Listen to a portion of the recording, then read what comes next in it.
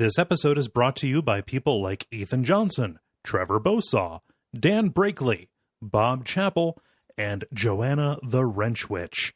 What do they have in common? They have all gone to patreon.com/Duckfeed.tv and pledged a couple of bucks a month.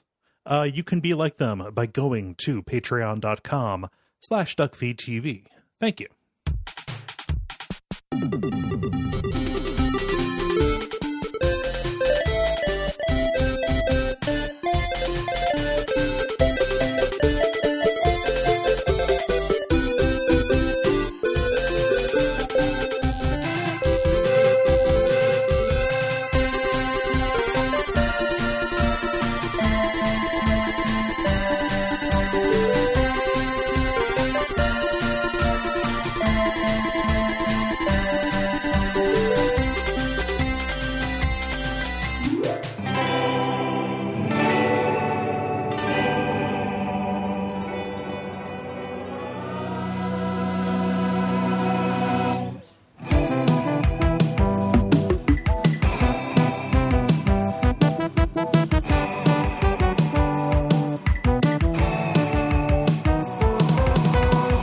My name is Gary Butterfield. My name is Cole Ross. And you're listening to Watch Out for Fireballs. It is a Games Club podcast. And this week we are talking about Hypnospace Outlaw, which is an adventure game developed by Tendershoot and published by No More Robots for the PC in 2019. This episode, I got distracted there.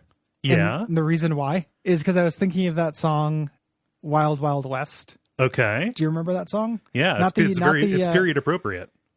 Not the Will Smith one. Oh, there's an 80s song called Wild Wild West. Okay, that has a real wild music video, and there's a part where what it's doing is that thing where you put the split halfway through the camera, so you can somebody can wave their arms, and it'll just look like two arms waving. Yes, symmetrically, like their body will disappear. But they're kind of doing all these different poses. At one point, the main singer goes, "This one's called Outlaw," and then there's like a whip crack sound effect, and it just popped into my head with that delivery of Outlaw, and I don't know why. Oh, okay. And now I got to watch the Wild Wild West. Now everybody is every single person is compelled to do that now. Yeah, you should definitely do it. It's a little bit before the time of this, but it's it's a pretty embarrassing music video and song. So was the Will Smith one, but oh yeah. Well, that's very funny to me though. That's a little bit more innocent.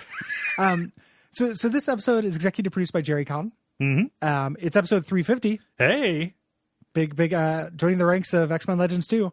I like this game a lot. I really I do too. For New Off being on 358. This feels like it makes sense to me.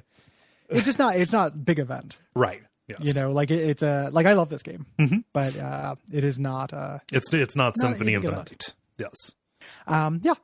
Produced, as we mentioned, developed by Tendershoot, this is the follow up primarily from Jay Tholen. Yes. And I know you got that later. Did you know, I had this weird fucking Jay Tholen moment too? Did you ever hear Epidemic? What? It's like a very early Jay Tholen project that is his fictional 8-bit soundtrack to a zombie apocalypse. No, I never heard of that. No. Songs. Yeah. I had no idea it was him. Oh. And it's I got way into that in 2008. Okay. And was cruising around in a car rocking it. And then was looking up Jay Tholen stuff today and it's he fucking did Epidemic. Yeah. What the hell? It's a real, it's a real, I forget who said this, but there's 5 funny people on the internet. 4 of them are Drew, who does Toothpaste for Dinner, and one of them is Neil Cicierega. These people who are so prolific and have always made really good stuff that you can think back and say, holy shit, that was that guy? Okay. Yeah. It was a cool little moment to remember that. Yeah. So yeah, those are my little trivia bits. I'm going to take a nap for the rest of the episode. Okay, cool. Just kind of go into Hypnospace myself and just let you finish this one out with impressions of me every other line. Hi, I'm Gary. That was pretty good. Yeah. Got it in one. Yep. So this is a weird game to describe. Mm-hmm. This is in it you play what's known as an enforcer. So basically an internet mod. Yes. For a company called Merchantsoft, aka Microsoft, patrolling this sleep time internet called Hypnospace for violations of rules. There is a macro plot and a huge Hangout vibe, which we'll talk about. But that is the log line of it. It's like a little bit like a Hangout version of Papers, Please, almost. Yeah. Like Papers, Please, Her Story, Hangout. Like stressless. Yes. Like just without the misery of Papers, Please or the obtuseness of Her Story. Both of those are games that I really enjoy, but they definitely have a vibe. This feels like it pulls from both of those. Like I make comparisons to both in the notes, I think. But yeah, this is aiming at a particular feeling and it nails it. Feeling and aesthetic, and both of which are crazy important. Yes. To this. Yeah. So Hypnospace is this way you wear headbands while you sleep so you can do the internet. You can create and browse 90s websites while you sleep. Yeah. This is like an alternate history game. It takes place in 1999, just prior to the new millennium. Like there is a version of the, Y2K panic around this.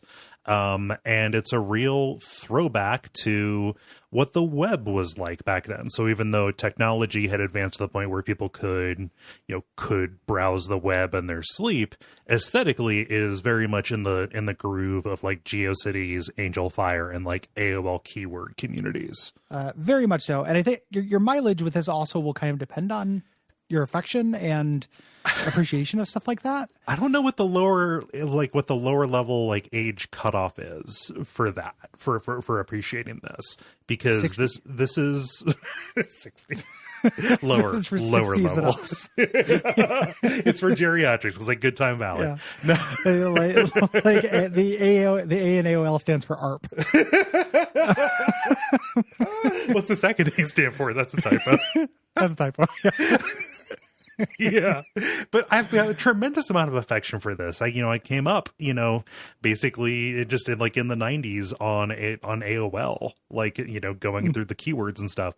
Some of my earliest computer memories, aside from like stuff in the computer lab at the school, specifically at home, is like waiting for an image, like a low res image of the poster of the Power Rangers movie to download line by line, and then you look at it, and then you look at it, and then you click away.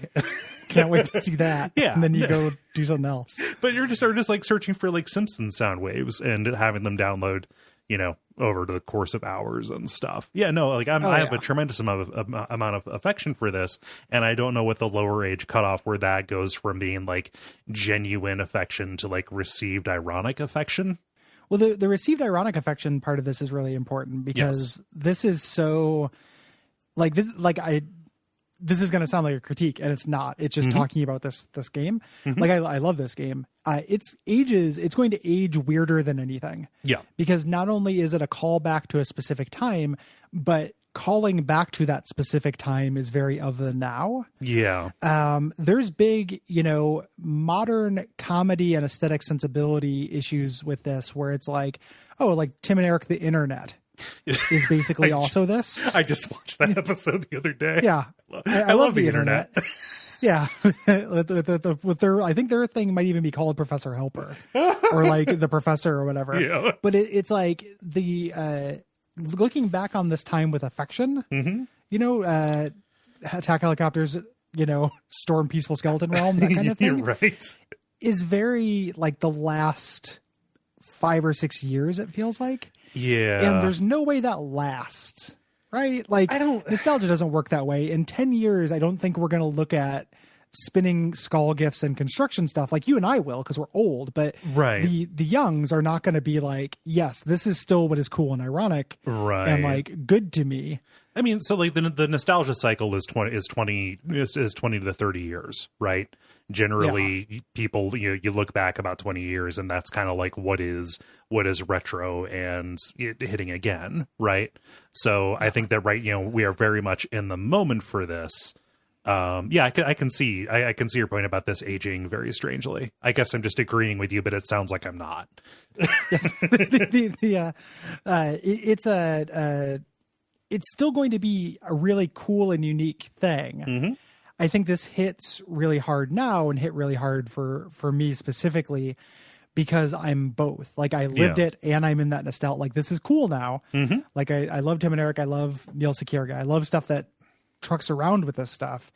And I was there when it was going on. Yes. So this is super for me, super for you. And I think that even if you're just somebody who likes games, you know, we'll get into more of what happens here, but I don't think there's anything like this. No. This is really unique. Like there are things that take this kind of aesthetic, you know, for sure. But I think this game straddles the line exactly how I want between like indie game, like no mechanics, please. Like, you know, like it is a violation of art to have a mechanic. And hey, this is actually a puzzle game. You have to do puzzle shit in. Yes. This is perfect. This is an incredibly good mystery game. Like you are playing a detective and like you're working in this kind of like keyword search, you know, milieu. You are trying to like suss out whatever hidden meanings might be behind, you know, the way things are arranged on pages, you know. So it's like a detective game by way of like a web design critique almost. But like it feels like a reskin.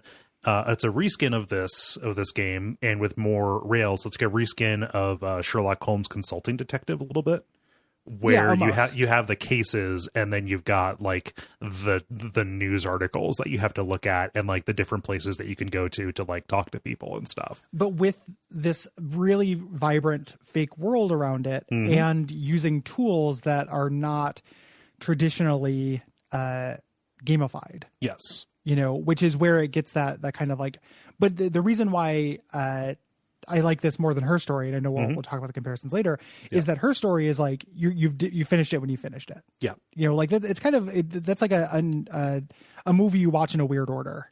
You know, is a really reductive way to put it. There's more to it, and I'm not saying it's not a game. Yeah, I'm saying it's less like puzzly than this. Like this is a lot more traditionally mechanics focused.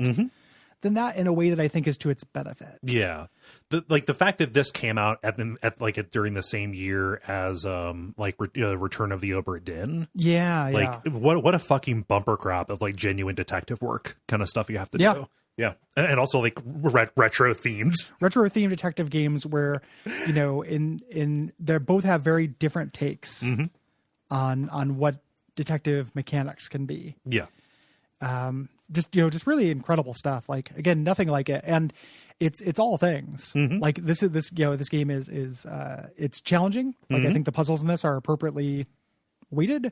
It's really funny. It's really sad. Yeah. You know, it's all things. Like it's really, really impressive. Yeah, it has arcs. It has really good characters in it. It has very good, you know, like there's current day social commentary that is happening by way of this throwback. Like like this has one of the best like depictions of how absurd culture war is in it, I think. Yeah. you know, and we'll get to that. Like this has a bunch of stuff. It is really jam-packed with things to love. Contains multitudes. Yeah. When we talk about like the puzzles being, you know, the appropriate level of difficulty, I think there's a really good ramp up that happens with it. Like I think they ride the throttle very cannily in terms of the amount of the complexity of actions and the like distance of leap it expects you to do at a given time. Yeah. Really, you know, and on top of that, like it's a throttle you can only ride for as long as the game is. Yeah. You know, I know it's kind of a cliche for like, oh, watch out for fireballs, like short games. Like if a game is short, you know, bumps the letter grade, but it means it's impossible really for this to wear out its welcome. Yeah. Like, you know, it rides that throttle perfectly. Any slower, like if you added another time period or two, I would be grateful for more Hypnospace, but you'd have to stretch out any of the individual steps on that difficulty staircase to the game's detriment. Yeah. Like I don't think it would be quite as strong. If you did that. So it's the really like the hangout part of it, the Animal Crossing part of this, you can do for as long as you want. Yeah. But the puzzles ramp up kind of perfectly, and it still exists as a toy long after it's a game. Right. And that's great. Again, contains multitudes. It exists as a fun little zine that you read in a weird order. A very complicated, expressive, extensive zine. So there's kind of a vague structure to the game, at least at the start. You are working as a mod and you receive these cases from dispatch. They get these incident reports, and it's up to you to kind of go and find the evidence of these.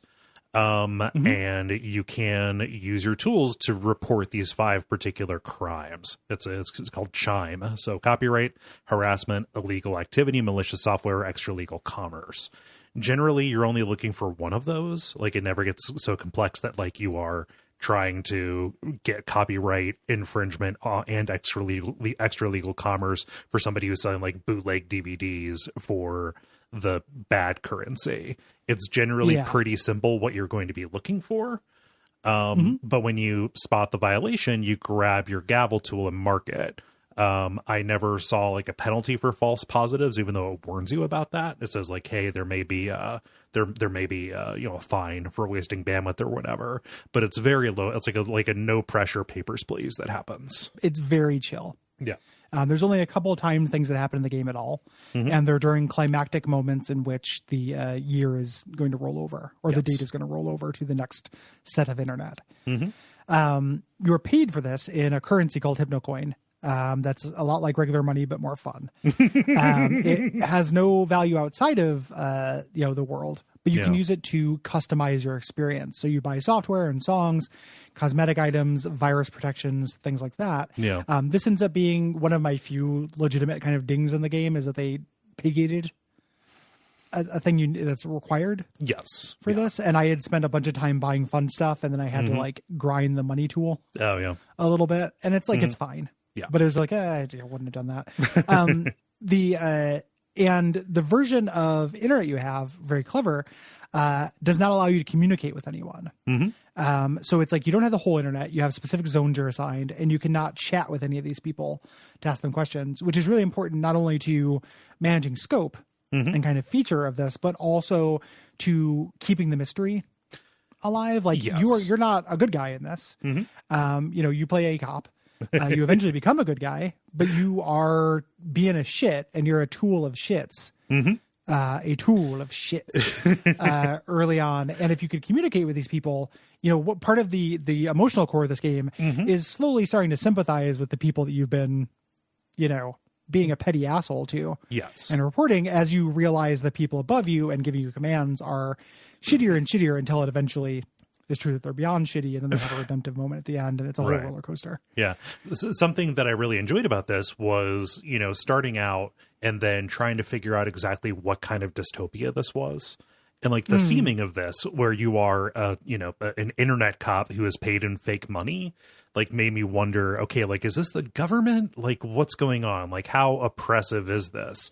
And then finding out exactly how the shittiness articulates was really satisfying to me, because things are ultimately way more petty than it seems like than it seems at first, but the stakes get really, really high because of that pettiness. It's the kind of dystopia it is a capitalist dystopia. It's that's what it is. It's familiar. Like, yeah, it's Microsoft. It's like eviler Microsoft. Yeah. Oh, eviler Microsoft, evil small ball Microsoft. Yeah. And honestly, the danger of one person who is overconfident and anonymized people online. Right. So he doesn't care if they live or die. Yep. Which is a real ass problem that happens real ass today. Yeah. I would like to go back and actually like look at the year that this story came out. But did you hear about? So you remember a few years back when everybody was kind of talking about and rolling out their VR plans, and Microsoft said, "Hey, we've got HoloLens. You can play Minecraft on your kitchen table." Do you remember that? Vaguely. Yeah. I don't like tech and don't pay attention to it. Gotcha. In a general sense. Well, this will confirm that. Like, okay, so like what happened to HoloLens or whatever? A bunch of people at Microsoft jumped ship from the company and like put up protests because Microsoft started selling the hardware and software and working with the Department of Defense to use HoloLens to increase lethality of military actions. And people it's like real genius. Yeah, it kind of, yeah. And people at Microsoft are like, hey, I wanted to help people like play Minecraft on their kitchen table. I didn't think that this would be like used to bomb weddings. Can we not? And yeah, that's like a real last thing. I feel like that came out in the same year that this one did. But, look at, say, like Facebook selling data to Palantir, which is working with ICE, etc. Like this is way smaller ball than that. Yes. Right. Like this is a public health thing, but it has kind of thematic similarities to that kind of evil. And one of the things I really like about it, this is a general thing, but keeping that scope down to where it is, like there's a danger in alternate realities to make the result of any alternate reality be the end of the world. It happens a lot with What If comics from Marvel, where like a podcaster I really like, Paul O'Brien, always says somebody forgets to brush their teeth and the world blows up. And this game doesn't do that, and I kept expecting it to. Yeah. Like when you find out about the disaster of this, I was like, oh, it's going to be, it's going to be everyone died. Yeah. Or it caused a zombie apocalypse. No, like 5 people died. Yeah. And like, I mean, spoilers, I guess. You should play this game. It's like 5 hours. But like it like 5 people died, and there were real consequences for it, but they're human scale consequences. Yeah, it's not, weddings being bombed in Fallujah or a zombie apocalypse end of the world thing. Yeah. It's corporate irresponsibility that caused real harm, but in a manageable scale. Yeah. So they didn't go full Snow Crash and, try to neurolinguistically program the entire populace or whatever.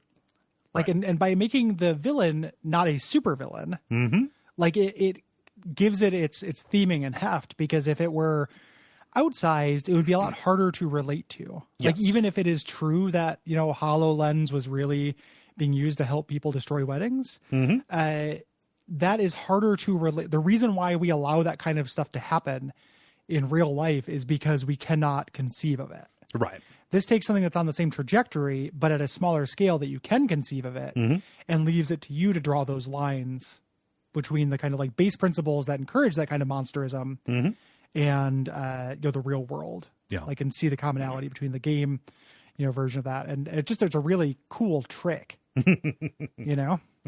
Yeah. Well-managed scope. Really important, Yeah. So as we kind of mentioned, you're limited to these specific zones. This makes it so that you don't have hundreds and hundreds of pages to go through. Ultimately, these are just, little communities where like 5 or 7 people with similar interests kind of like gather up their pages. Think like AOL keywords or, like a web ring, what have you. And these are all hilariously themed, and even just the way these are managed is a way that that Merchant Soft fucks up. Is very fun. And the thrill of this game, for me, in addition to solving the mysteries, is going, it is in kind of like reading these public pages of these people, learning who they are, learning about their relationships between them. And then, something you're absolutely going to have to do is like look for keywords and look for hints for how to get into their unlisted pages to see what is happening behind the scenes.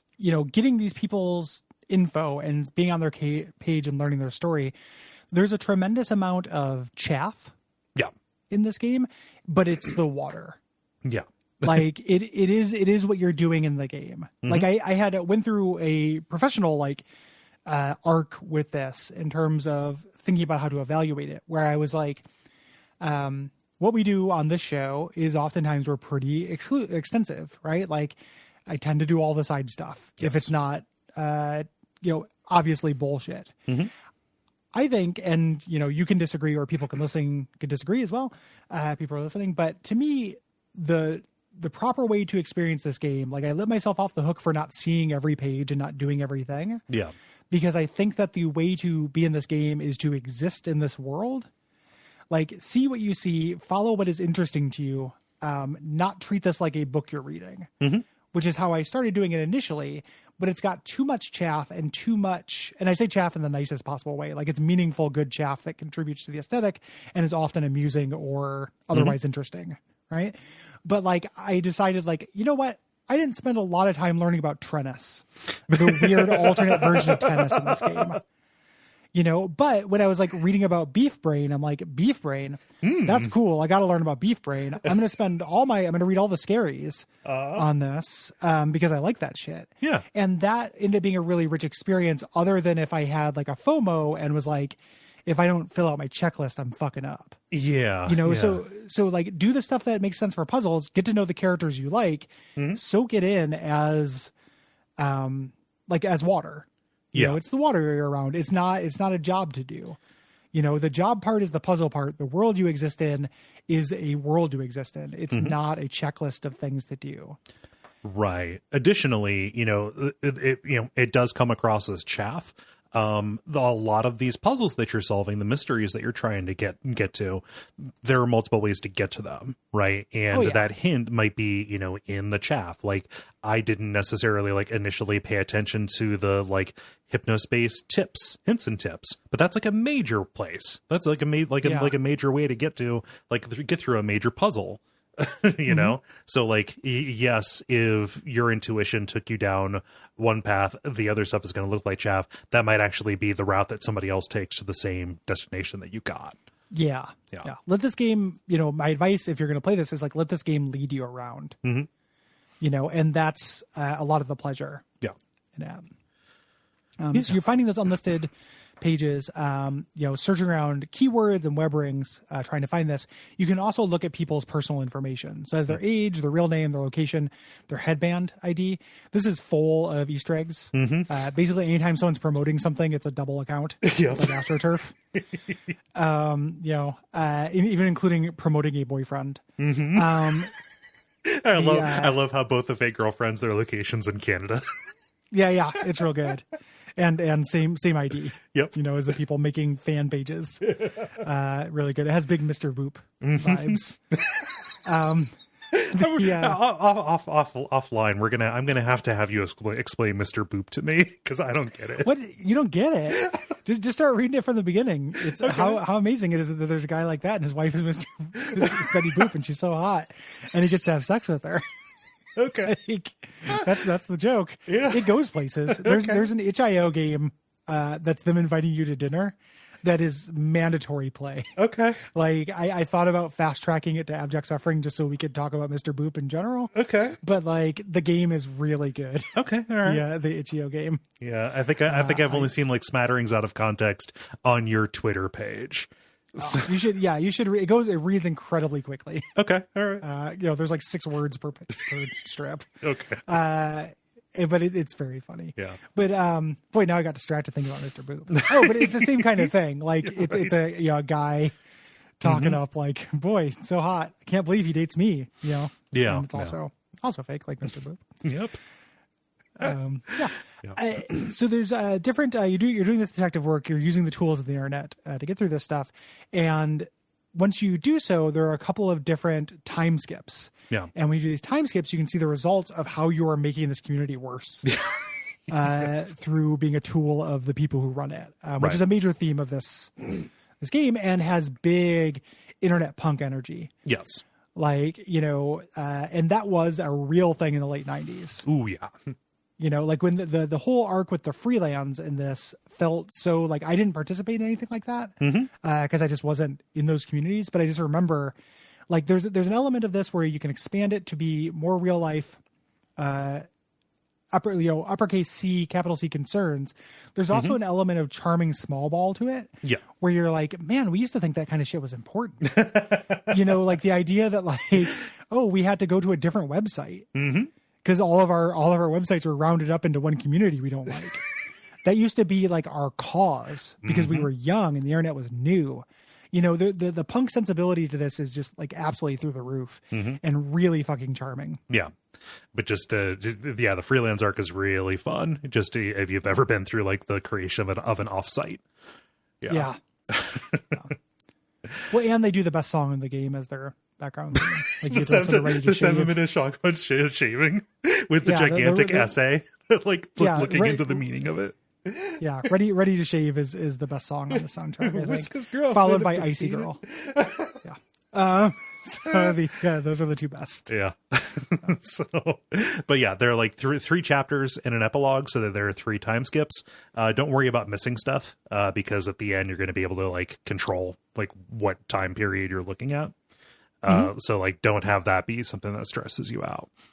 Yeah. I'd also say if you are going to play this, after listening to this generalities and stuff, which again, recommend, this game has one of my favorite hint systems. Yep. It has like a UHS built into it. Like you just, if you do this keyword hint, you find the developer's hint page, you pay a small, like a nominal fee, and you get to choose the strength of the hint you want. And it's very, I don't know if it's actually based on Universal Hint System, but it seems I wouldn't like be surprised. Yeah. Yeah. And that's my favorite kind of hint system in a video game, which is, I get to choose the strength and it leads me to it on its own. So it's like, I can still get a little bit of, if I'm like really stuck and I just want to move the time period ahead, I can get a little bit of that intuitive leap because it just points me in the right direction. Yeah. Yeah. And I think that's really strong. I did end up using that a couple of times. I'm not ashamed because who cares? Yeah, it gets hard. Yeah. Yeah. It's a video game and it's hard. And like, I don't know, life is short, but just know that that's there for you. Yeah. If you need it. That's a webpage you can go to. Generally there's also, like HypnoS is pretty fun to mess around with as well. I like your little helper named Hippie. Who mostly just batters you when you go idle. It seemed like the time was tuned perfectly to badger me like right as I was halfway through writing a note to myself as I was doing stuff. Back to your Hippie, post. The pets and the accelerator pop up. Like this game does have a lot of distracting you, kind of things, which is it is annoying. It is meant to be annoying. It's also what being on the internet was like. Yeah. Like 100%. That is my experience with early internet. Is just like, man, shut the fuck up. Whatever that purple ape was. No, Bonzi Buddy. Yeah. Bonzi Buddy. Yeah, man. Fucking Bonzi Buddy. Oh man, everybody had to have Bonzi Buddy. It was a pet that would have on your desktop. Getting Bonzi Buddy off my mom's computer. Like, get lavasoft.de. Yeah. Okay. Yeah. Yep. The virtual pets specifically were fucking, because you need them for puzzles in a way that's incredibly clever. Yeah. But boy, cleaning up their shit. I was like, man, why does anyone do this? Yeah. People still do this now. I know people who have fucking Tamagotchis in their pocket, like cleaning up virtual shit. Yeah. It's like, they just, I love that it shits in its little icon on your desktop.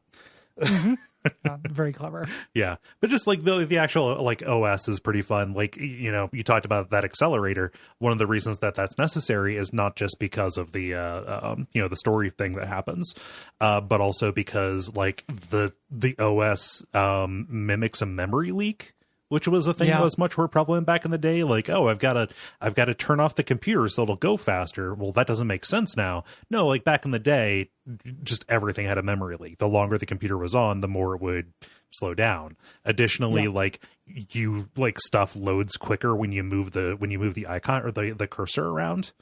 Yeah. Yep.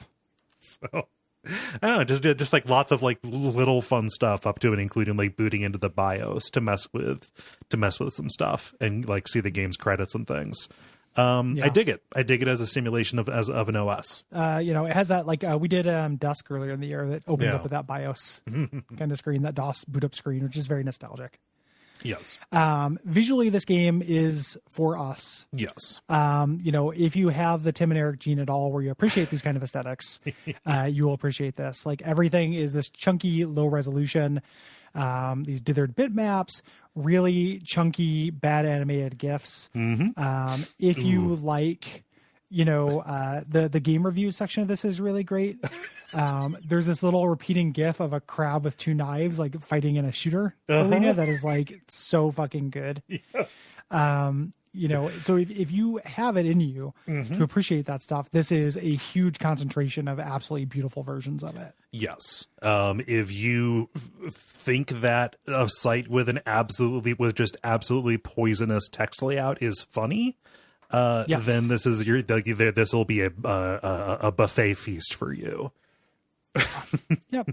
The graphic design is the passion. Yeah. And music is super important to this, not just aesthetically, but also like to the culture of Hypnospace. Like Hypnospace is kind of like the MySpace to whatever the other one's Facebook is. Like it's like a lot of the communities are formed around these different fictional bands and genres, and everybody has the ability to just like set a default song for their page. So like you get a sense of them there, and it's all really fun, catchy stuff, even when it's super annoying intentionally. Yeah. Yeah. And it runs the gamut. Yeah. There's a whole fake, bit of kind of warring about music genres and stuff that is making fun of a very specific thing. Yeah. I hear, but the idea of people on these websites being like, oh no, cool punk is over. Now it's all fungus. I mean, is a weird. It's actual thing that happens. Yeah. Yep. No, yeah. It's funny. It's satirizing weird genre division kind of stuff. And, the same, again, lots of Tim and Eric ties to this. I don't know how much of that is intentional or recognized by the developers, but like they recognize the important thing. One of the big reasons that Tim and Eric is good is because the songs are good. Yep. They're just playing obnoxious songs, like where they sing in just annoying voices and stuff. It'd be horrible, but they're all fucking bops. Yeah. And a bunch of the songs in this are bops. Some of them are obnoxious, but like Ready to Shave and Icy Girl, the two of them I keep bringing up, incredible bops. Yeah. Just really, really catchy, good songs. Basically all the cool punk stuff I'm pretty into. Yeah, I'm down with the cool punk. I'm down with a good amount of the Chowderman stuff, actually. Oh man, Chowderman is good. Like I'm into Chowderman. And like even if I don't like actually dig the song, the fake like Linkin Park Evanescence song that that Zane loves is well observed. Yeah. that is heard with a crystal clear ear to recreate it in that way. That makes us like, oh yeah, that's absolutely that song, but not. Well observed is a really good watchword for this. Like it would be a tag. Yeah. If we tagged our episodes with like positive critiques, well observed is like, this is the poster child for that. Yes. Yeah. In a lot of ways. It comes from affection and knowledge, In addition to the kind of aesthetics and stuff of the main game, there are 2 mini games that are part of this game. The titular Outlaw, which in the development was a much bigger part of this. Like this has the thing where it's like, oh, we were the fake internet was going to be the side thing about this real game, but then that was more interesting, kind of element to it. And then there's a game called Janitor, which is fine. It is how the game deals with having a money gate, it feels like, in it. And it's one of the only friction points of the game for me is having to like play 10 minutes of Janitor to make progress. And it's not that Janitor is bad. It's just, it's like the Fly Swatter game from Mario Paint, kind of. Yeah. A little more complicated. But there are a couple of mini games in it as well, including a couple of very, very light text adventures. That are part of this. So this game also contains a couple of smaller games. Yes. Within it. Yeah. So this was the result of a successful Kickstarter campaign. The designer here is Jay Tholen, like we alluded to. He worked on Dropsy, which I understand is a very fun adventure game. I've been on the edge of playing that for years now. Jay Tholen's a real interesting dude. If you read his Twitter, and he has been really kind of involved in a bunch of this stuff, because like Dropsy started as like an MS Paint choose your own adventure thing back on the Something Awful forums, about like 15 years ago or so. So like he's been around, and like you alluded to, Gary, like he was releasing 8-bit music decades ago too. He's a musician, game developer, artist, lots of stuff. Here. And good at those things. Like I've not played Dropsy yet, which this kind of fast tracks it to that. Like I was really curious about that, like what an adventure game without really with a silent main character. Like that, like looks like, and I think it's one interface. I think it's not verb based. I think you just have like an interact. That's interesting to me. Yeah. I think we're going to do it on Check It Out Comrade at some point, and then we didn't have time for it one week. Like I think Nick had a busy week and couldn't do an adventure game, and gotcha. We never got to it, but I bought it, planning to do it then. Yeah. But yeah, there's all kinds of neat stuff that Jay's been involved in. Yeah. When I say he's an interesting guy, just like he tends to put like, a value in the things that he puts out, specifically Dropsy. A big part of the conversation around that was that this is explicitly a game about empathy and about like making people's lives better and stuff. And you can see a little bit of that here too. Some other people worked on the team from this. So Michael Ash, Xavier Nelson Jr., and That Which Is Media also developed this thing. So there are other, there are multiple people who are involved in this. We don't want to just like auteur theory this. Right. Yes. Yeah. And the game was well received. Critics loved it. Indie game fans, generally only have really nice things to say about it. It won several awards. This was a real big deal last year. Mm-hmm. Yeah. Critically acclaimed and rightly so. Yes. And big thanks to Jerry Con for, getting me off my ass to actually dive in, because I was interested, in it kind of forever. Mm-hmm. But. No, I played the first chapter, several months ago, earlier in the year here, and I tweeted about it saying this is super good. It makes me feel like I'm doing research for abject suffering, doing the same little leaps around and following people from thing to thing. It's fun. Very fun. Tons of Easter eggs in this game as well. Oh yeah. Tons of little things. So our friend Jim Crawford, his video podcast series Super Tasters is contained within this. There's a Neil Securga page that is non-critical to this that you can find that has a lot of sound effects and stuff that is charming. There are people who are part of this Discord because he released the tools for making these pages and also making music through this. And if you're on the Discord, he's like, hey, we might end up putting you into the game. Nice. If you go to that thing and you're making your own pages. So you can go and find the entire HypnoOS developer tools and sound making tools. That the whole suite is available for download. God, that sounds so fun. Yeah, it's really neat. It's super cool idea. I looked at the music thing and I was like, this is pretty cool.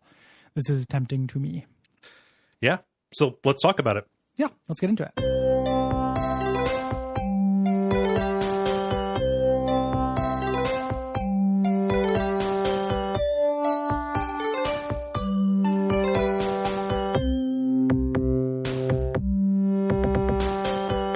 So this is going to be kind of a strange episode, again, because this game is so open-ended and there's an awful lot of chaff pages you go and look at. So the opening, we're going to talk about the onboarding, and then when we open up a new zone specifically, at least here in the outline here, I have made notes about the different pages and stuff. The back half of the episode, when we get into chapter 2 and 3, is when it's going to start getting more kind of plot driven. Yeah. After we have been introduced to some of the main players. And keep in mind, this is not all inclusive. Right. One of the things that happens at the end of this game is they give you a checklist to see if you've seen every page every year. And there are a couple hundred of them. Yep. Each year. We're not going to talk about a couple hundred pages each year. No. But the game opens up. We've got this FMV commercial for Hypnospace. Very good, very fun production values. It is all super compressed, and they've got very bad 3D models moving around. And in this case, when we say very bad, what I mean is very good. Yes. Yeah. And the audio quality across the board for this whole thing is great. There are these little overdubs that pop in as well. It's super good. Just tutorials, professional voice actor. And in order to, and then cut to an intern speaking into a bad microphone. Yeah. In order to click this, you have to. Yeah, it's very good. Everybody's like Vamos, the blacksmith. So we get our starting date on our computer. It's November 5th, 1999. And we are introduced to kind of our tools down at the bottom of our fakey, windows here, including our email where we got a message from the founders of Merchantsoft, Adrian and Dylan Merchant. Yes. Who has welcomed us to the Hypnospace PD. Our way to become internet cops. Yes. Adrian and Dylan are interesting. Adrian is both of these characters are kind of shitty forms of management. Adrian is incredibly hands-off, does not care. Dylan is really hands-on and is I'm cool, boss. And both those things fucking suck. Yeah. So Adrian is business monster who doesn't really, who basically just pulls the strings behind the scene to make things worse. We'll figure out why later on. And Dylan is just, on his page, he says, oh, I've been tamed. I've gone corporate or whatever. But he's a person who, starts way too many projects and is really, really flaky and insinuates himself into too many situations and fucks all of them up. I'm still cool. No, it is Good Time Valley who was wrong. Yes. But you get your message from the automated dispatch saying, hey, here's your first job. You need to go looking for copyrighted material. Like, we've gotten a message from the estate of the creator of this 1962 cartoon character, Gumshoe Gooper. Yes, who is a detective fish. Great design. Yep. So he's a fish in a trench coat holding up a magnifying glass. I love the design of Gumshoe Gooper. I kind of want to tweet pictures of him, but then it becomes a weird culture war thing. Yep. Yeah. They're gonna be taken off. It's copyright, dude. Yeah. No, you're gonna get banned from Hypnospace. So there is this intro kind of section when you go to Hypnospace Central, when you log on, double click on that icon. It gives you your assigned zones, and there's a spot with like tutorials and these kind of flavor videos talking about the Merchant Soft company. Here. So you get pages, links to the staff here. We learn about this musician in the world for the first time, Chowderman. Chowderman is a big wheel in music in this universe. And that, I mean, like, I know I keep saying this, but if that isn't that is the most Tim and Eric sounding thing I've ever heard. Oh, 100%. Like, show me pictures of Chowderman. Chowderman is incredibly good. The Chowder Copter. Which I think is it's a direct reference to the Gathering of the Juggalos, actually. Yeah. Poor Chowder. Oh, Chowder Man, even though he is laughable, he suffers a terrible fate. He's tragic. Yeah, it's not good what happens to him. He's fucked over. But there's also like the graphic designer who is this burnout like acid guy. When you go to his page, like he has all of these diagrams that are kind of basically saying the significance of all of these graphical elements, but it's all like weird cosmic stuff. Gary, have you seen the internal Pepsi memo? The internal memo from the agency that Pepsi worked with to make their new logo about 10 years ago? I might have seen it. It's all that same kind of stuff where it's like like all the different lines of the logo. No, I have seen that. Yep, and it's like pointing at like. Yeah. This is the like the frequency of the brainwaves of the mind when it's creative or whatever. Like it's all just a bunch of bullshit like that. It's exactly what our good friend here does.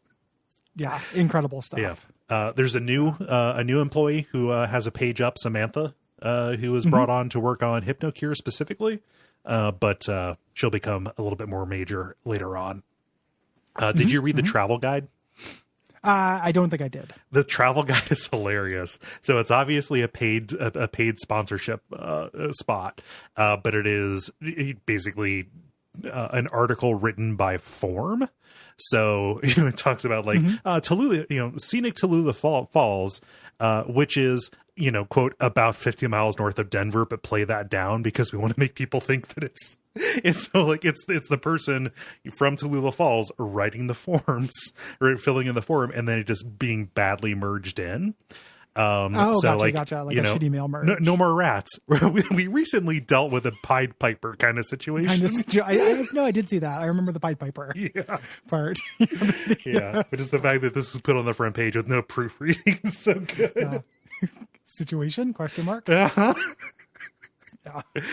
And then you can also watch a new TV ad for Hypnospace, and you answer a survey, which is pretty much entirely how physically attractive do you find the people who were in the ad. This is how you get a couple of hypno coins for yourself.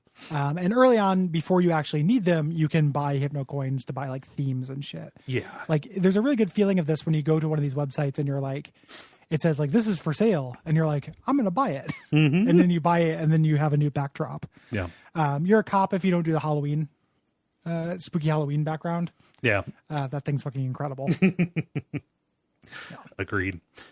So you only have two communities that are open to you here, the Cafe and Good Time Valley, and they are pretty diametrically opposed. The Cafe is the kind of suggested starting spot for newbies. It's this collection of weirdo designers and musicians who don't really fit anywhere else. This is where Dylan Merchant, the cool boss, has his own page set up. The Gearhead Greg has some useful tips for Hypnospace, like recalling the whole like AOL for Dummies or like buying a VHS tape that tells you how to use AOL. Right. Kind of culture. Yeah. We got Reggie, who sticks out. He's got his page up with a bunch of patriotic military stuff, huge boomer energy. And he has a message at the bottom like, hey, how can I move this to Good Time Valley? No offense to all of you, but I'm not a communist, so I'd like to go there. Good Time Valley we'll get to is funny. It's like Happy Days. There's a page called Howard's Life Tricks. He's asking people to stop sending him hypno coins. His work tip at the bottom is to form a union. Yep. Which is great. The Workers' Alternative is the socialist Hypnospace group that we learn about. Yeah. And I was, this was the place where like, he mentions this and like, oh, that's not linked anywhere. You can do a search just for Workers' Alternative to get to this page that is unlisted. A key mechanic of this. That and like following web links to get to places. Yes. There's also a page for a woman named Tamara. And she'll pop up later. Yeah. A little bit. She's around, but she's not really important just yet. Right. And there are a few other things like there's a page for a band called like Barnaby's Chair or something like that. Again, just different music genres and stuff you can do. The real action that you're going to get to is in Good Time Valley. For those who remember the way things used to be. Yes. And if you're not taking a browsing thing here, your mission is to find copyright strikes about Gumshoe Gooper. Searching Gumshoe Gooper will do you good. Yes. You can go to that, but you could also deduce like, hey, that's an old 50s cartoon, right? They're probably going to be way into it in Gumshoe or Good Time Valley. Real into it in Gumshoe Valley. Yeah, that's all about it. This is where we were first introduced to the subplot about beef brain. Burnin' Rubber 50s page talking about how kids and elderly who use Hypnospace develop something called beef brain, which is, again, I keep describing this game as punk. One of the low key themes or recurring like motifs of this game is that like the hackers and stuff that are, jolly anarchist shits who do things for giggles are right about a lot of stuff and have their hearts in the right place. And beef brain is one of those things because as we'll find out throughout the game, like beef brain is fake.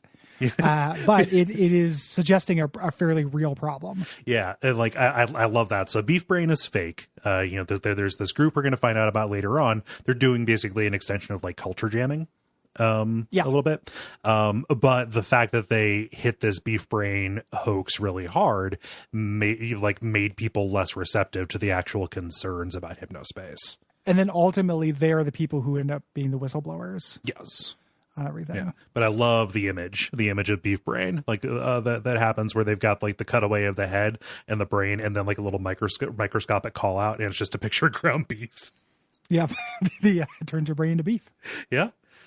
You got some brands here. You've got Boppo's Meat, which sells hot dogs and the thick chips.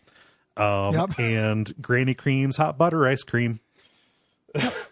Which I would eat. You heat it up and you pour it down. Reginald Robert here fancies himself the real enforcer on Hypnospace and runs a page about scams. Yes.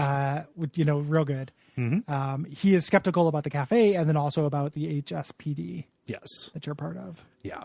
The real jackpot here is Abby's world. Abby is a first grade teacher who likes to post the artwork of her of her class. She also has a place called Hypnospace Heaven, which had like where people can write tributes to their lost loved ones. Abby is real sad because she lost her daughter 10 years ago, and sees this as a tribute to her here. And there are a couple of other details. She talks about this unlisted page called the Dumpster, which is kind of a stand-in for Something Awful. That's an unlisted page that roasts various Hypnospace citizens. And she's also a big fan of Gumshoe Gooper. So if you head on over to the Dumpster, we learn that there's this world's version of kind of like, you have it here as Vaporwave. Yeah, that was the closest thing that I could think of at the time. Yeah. Cool Punk is like techno with pitch shifted vocals mixed with Christmas sound effects. Sleigh bells and stuff. But also incorporating Chatterman samples. Chowderman samples, and then also everything is about being cold. Or like that is the theme for all of the lyrical content in Cool Punk. So it's very literal. Yeah. But people are, it's like poser music for shitheads. There's this whole arc with somebody lip syncing there. So we will learn about that. But the more stuff on Abby's page. We find out that she's running this campaign to elect Sandy as the new leader of Good Time Valley. Yes. To replace this guy named Scotty. But she has this gif of Gumshoe Gooper playing the sax on her page. Yes. Here's Gumshoe Gooper inauguration. playing at Sandy's inauguration. I love that. And you, again, that creeping feeling of like, I'm the bad guy here is you strike that and it's fine, but you have to strike a certain number of infringements. And if you try to, I was like, oh, this won't work. I tried to strike one of the children's drawings and it does work. Like those children are also violating this copyright. Yeah. You cannot draw Gumshoe Gooper. Nope. And some of them are very abstract. Well, there's one that's first graders. There's one that's too abstract. Like, so you know, when you're done, like the page is mostly empty except for one where the kid was just a shitty artist and didn't do it. Yeah. No, you're the bad guy.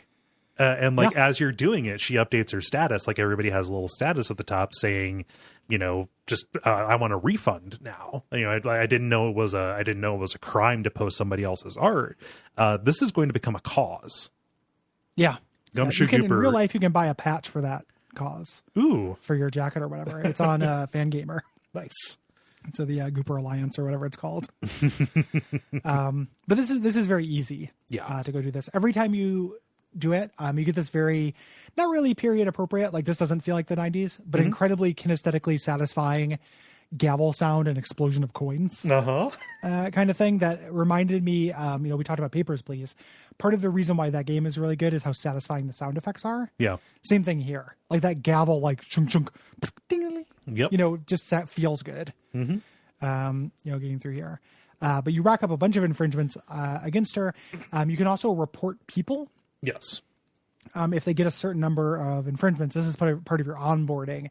And this ultimately ends up being a low-key way to save a couple of lives. Later on, which I didn't do. Same. But you can, which is just fascinating that the game accounts for that. We're introduced to one of my favorite characters in the game in the next case. Where you get, it's, hey, good job in the Gumshoe Gooper case. You choose when to close out cases. Because you can get more than the minimum number and you get a bonus depending on how many you've gotten. Your next case is to investigate harassment claims against somebody in Teentopia. Or the claims are against the person. They harass somebody else though. This character named Zane Rocks 14. Although he's 15 now. Zane Rocks is again a Tim and Eric character. He's like a little shit. He's got the spiky blonde hair. I'm never ever gonna wipe my butt. He's never gonna wipe his butt. I'm never gonna wipe my butt. It's basically Zane. He's got the spiky blonde hair. He's got the he shows himself in sunglasses and stuff. He's a bad punk. God, we'll get to his page, but he's going to be a central figure here for this. To find him, we go to Teentopia. Teentopia is added to our zones, and God, I love Teentopia. Teentopia is very, very good.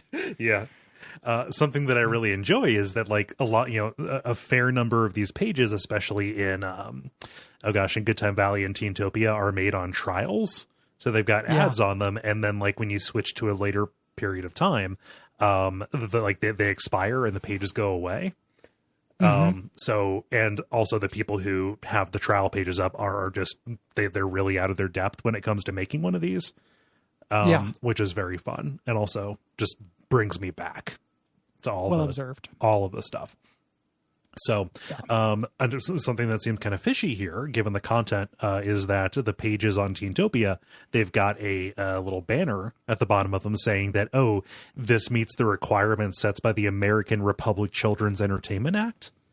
Which, first off, like, okay, American Republic, that's weird. But also, this is educational? Okay. And the reason that is because of one page we see for Counselor Ronnie. Yes. The whole arc with Counselor Ronnie is great. Yes. like learning about Counselor Ronnie and how this worked this is a really nuanced and cool thing. So when you go there's a bunch of advertisement for this company called Monarch Games, and they have a thing called Squishers Quest, which is basically Squishers is Pokemon in this, and Squishers Quest is a scavenger hunt to get these animal images of the different Squishers. Yes. We can have, and the Teentopia is all about this. So you'll be browsing the pages and you'll see a little image of one of these Squishers. You click on it, it goes Squishers, and then there's a little guitar riff. And you've got, I think there are 10 of them.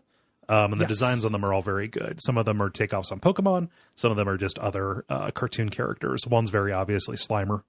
You could see a version of Hypnospace Outlaw that had Squishers as a playable game. Yeah. Which would be fun. But again, that wouldn't quite be, super accurate. Right. To being able to play that online at the time. But I did want to play Squishers. The one, when you go to the review for Squishers, it shows a Pokemon screenshot, and it's like your Squisher versus like a snake. And it's like, I can't remember what your Squisher is, but he's like, he's afraid. He doesn't speak the snake's language. Exclamation point. I love it. Just way into it. That's very funny. Yeah. But just, God, I love that the kids zone is just completely full, A, of adults pretending to be kids, and B, just nothing but advertisements. Oh, yeah. Oh, geez. But yeah, Counselor Ronnie, like they've got like incorrect, basically trivia on it, saying like, hey, learn more about the world. My favorite of them. Did you know the Greek tradition of smashing plates was invented by the philosopher Plato, who coincidentally also invented plates? Yeah. Well, the reason, so it's interesting too, because like one of the things as you like unravel this game, right? Like, so the reason why there's fake trivia on there is because Counselor Ronnie is fake. Yes. Like this is a Minx guy who is doing this as a joke. Yeah, Minx is the hacker collective. Yeah. Intentionally doing that. And then later you end up finding him actually kind of doing counseling because Merchantsoft doesn't do it. No. Like they're not actually taking care of the kids because they're a horrible, shitty company. So the community kind of ends up taking care of its own. Which is really great. So you see this thing and I'm like, oh, is this just Hypnospace Outlaw being wacky? No, it's a character within Hypnospace Outlaw being wacky, and actually having an arc. Like a lot of things in this game are a little deeper than they initially seem. Yes. Which I really love. Something that's not deeper than initially seems is Ashley's Spinning Planets, which is literally just a 9-year-old girl who is creating basically original character fan art of planets. Different things like this is a planet that's all water. This is Jesus planet because everybody who lives there is good. Kind of a major character. Yeah. We're going to learn about here is Tiffany. She has a horror page where she has her scaries, which are what they have instead of like almost like creepypastas, like choose your own adventure creepypastas. In this world. And the kind of premiere one, a bunch of these you can play. They're not very robust. No. Interactive fictions at all. They tend to just have one path through them. But you play through them, they have images and GIFs and sounds. They're fun. Yeah. But there's one that is about people in Good Time Valley getting links to this Eldritch horror website called True Tranquility. Yeah. True Tranquility is a theme of like the early game mysteries here, and is tied to this specific kid, Tim, aka Timageddon, who has like a real cool guy website. It just does this kind of soundtrack and does not show very much, but he's going to end up being an incredibly important character. Yes. To this game. Yeah. Timageddon, he works with Tiffany. Like he does the art and helps her like do the web design for her scaries. And he likes her. Yes, he does like her. And it's a little bit heartbreaking to like look at the updates on Tiffany's page and like her answering questions like, hey, are you and Tim a thing? Like, no, we're just buddies. We're like, oh, geez. Poor Tim. Yep. Tim's having a rough one. Yeah. Yeah. Tim in many ways is the ultimate victim of this game, other than the people who die. Tim is the second of the victims. Yes. Second tier. Yeah. Victims. Poor Tim. But let's talk Zane. Let's talk Zane. He's 15 years old. He's from Boise, Idaho. He's the person who's a big fan. It's not Seether. It's like Seepage is the name of the band. Yeah. Seepage. It's just like this Linkin Park. Yeah. Late 90s rap rock kind of sounding thing. He's been doing his own comics, which I love. You can go to his comics and they're just like very like he's real cool. Like people recruit him to be cool. Yeah. He's like, I'm a kid at school who's way too cool. And the teachers are demons. And then a demon slayer shows up and like, yes, they are demons. Come on our journey. And then it's basically Doom self-insert fan fiction. Yep. You can link to his girlfriend's page, which was has all these things about how awesome he is. But if you check the IDs, it was made by him, which is really great. Yeah. But there's nothing really on his page that you can see, at least directly, that would constitute harassment.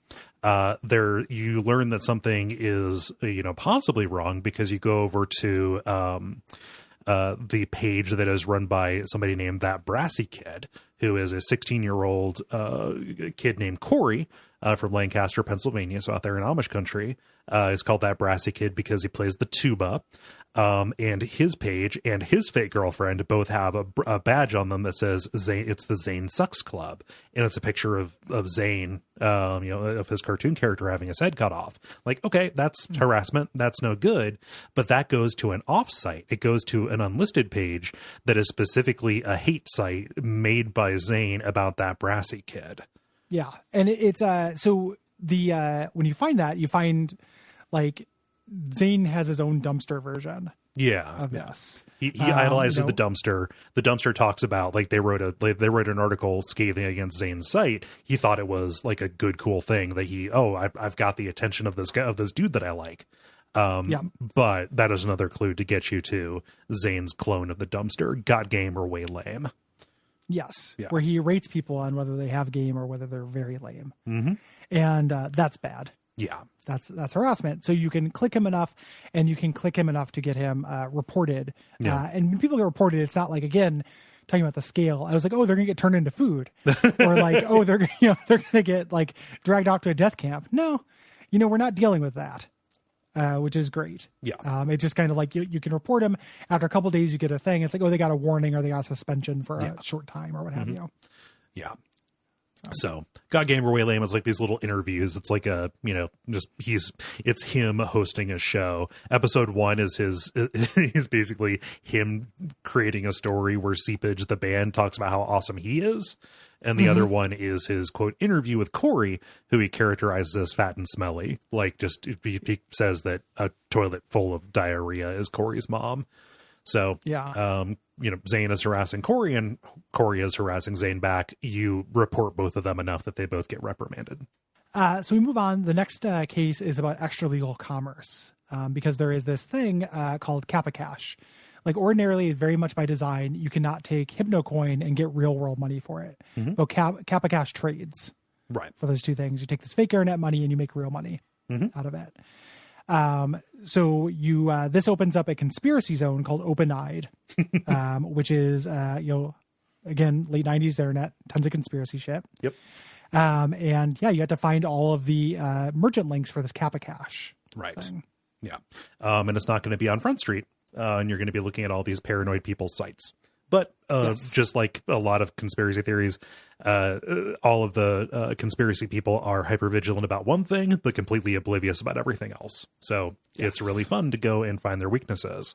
The first one is funny. You've got Lookout Ministries, led by the prophet Todd Hall. He believes that he's put here by mistake. He wants to be in Good Time Valley. But he's got all this conspiracy stuff, including a page about how Squishers is a satanic conspiracy, like pointing out all of these occult symbols that are on the individual things. This is pulled like specifically from a similar thing about Pokemon, actually, which is fun. But this serves as a good clue for a later endgame puzzle. Yeah, I was gonna say like some of the symbols actually tie into a little Easter egg, which again is not playing small ball. It's people being goofs. Yes.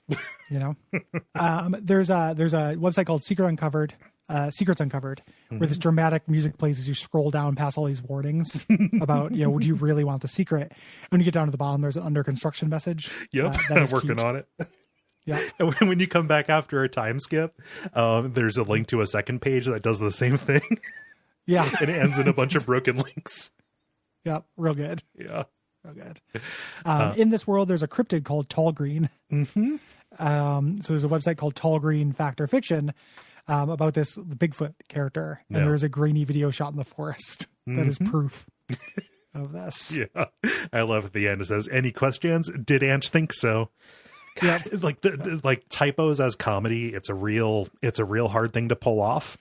But it's art when it happens. Yeah. Yes. Love it.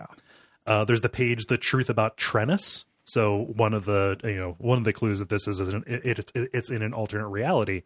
Tennis in this world is played on a circular court with 3 participants. This author says, hey, my ancestor invented the real tennis, and it was covered up. And it has all these diagrams that look like, conspiracy theory, just fanatic person. And there's a fun little line here. There was no center grabber either, just 2 people playing. So it's not just 3 people, but there's a person in the center of the court trying to grab the ball. Yeah. Well, I love that, that motion. Yeah. Yeah. See, there's our first kind of actual hint to our thing that it says on the trail is a psychic named Sherry Heels. And she offers consultations. So you have to pay, you pay her 33 Hypnocoin and you get a link to her real directory, which is for Kappa Cash. Right. So you can do this, but this isn't enough to do the actual thing. No. Previous to this, we've seen a couple of people complaining about something, this assistant program called Professor Helper, that is free to download, but costs money to uninstall. Yeah. And it constantly gives you pop-up ads. And he pops up really slowly from the bottom of the screen. Yeah. Yeah. And when you have it, you get a virus as well that makes your screen wave back and forth. Like you're on a cruise ship, because its main offer is a cruise ship that you can go onto. Yeah. And so you go to his page, there's a Professor Helper page, and there's a link to a whole network of scams. They got a cat bed. They've got a year 2000 survival kit, which has a Bible in it. It's like a Bible and a can opener. They've got a book of conspiracies called Blood Money. Chapter 10 is Getting to Third Base, the secret undersea one. That's great. Dirty. Yeah, I love it. Yeah, but all of these associated pages have... What a good base. Third? Yep. Hell yeah, dude. Okay. Great base. Yeah, I'm not going to disagree with you. Yeah. Yeah. But all of these scams can be paid for with Kappa Coin.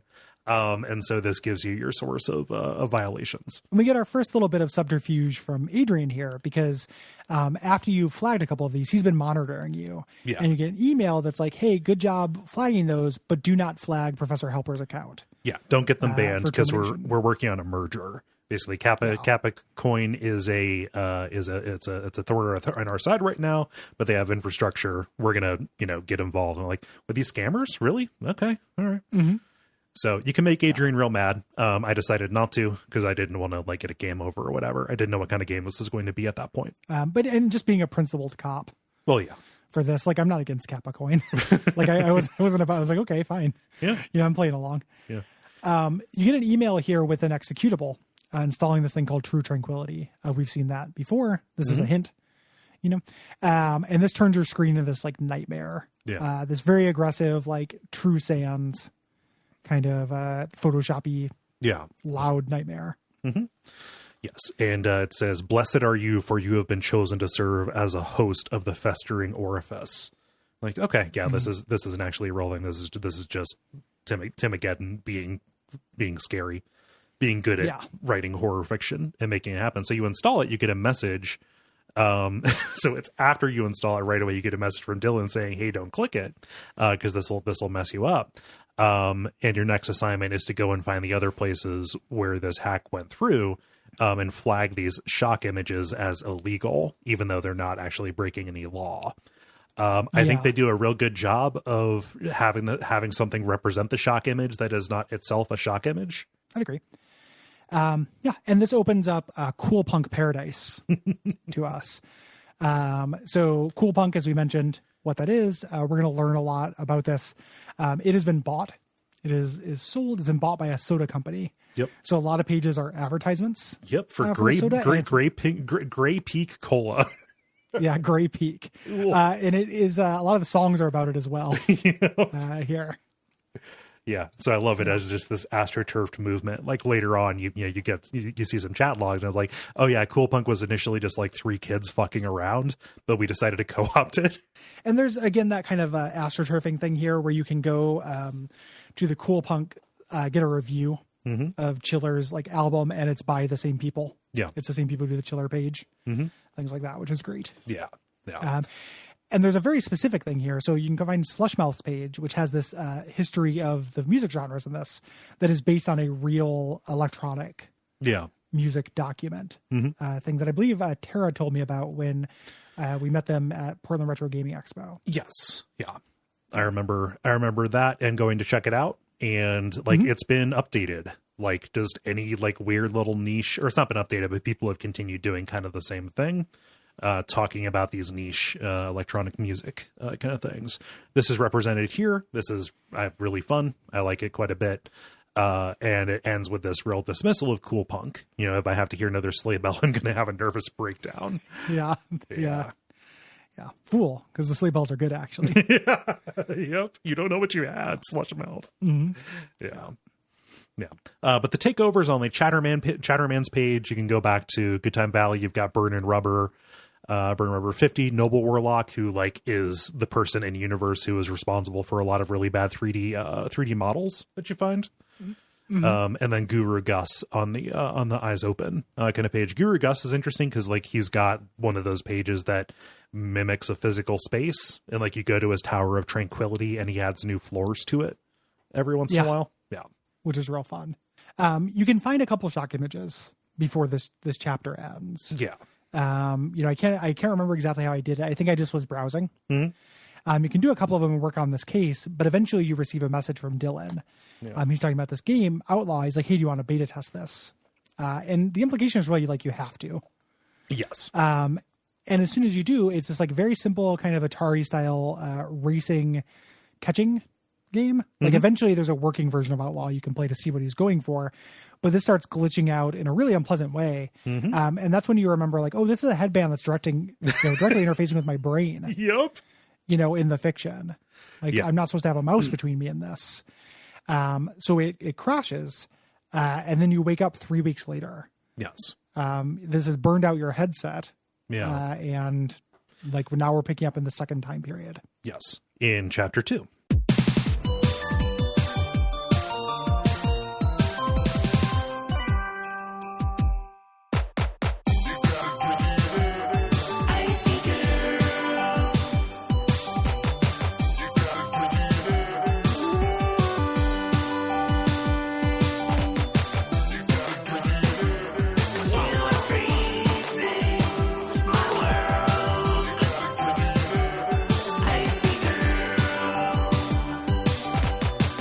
So it's just after Thanksgiving. We've gotten our replacement headband, and things have gone real bad because Dylan sent those out to all the enforcers using them as beta testers for him.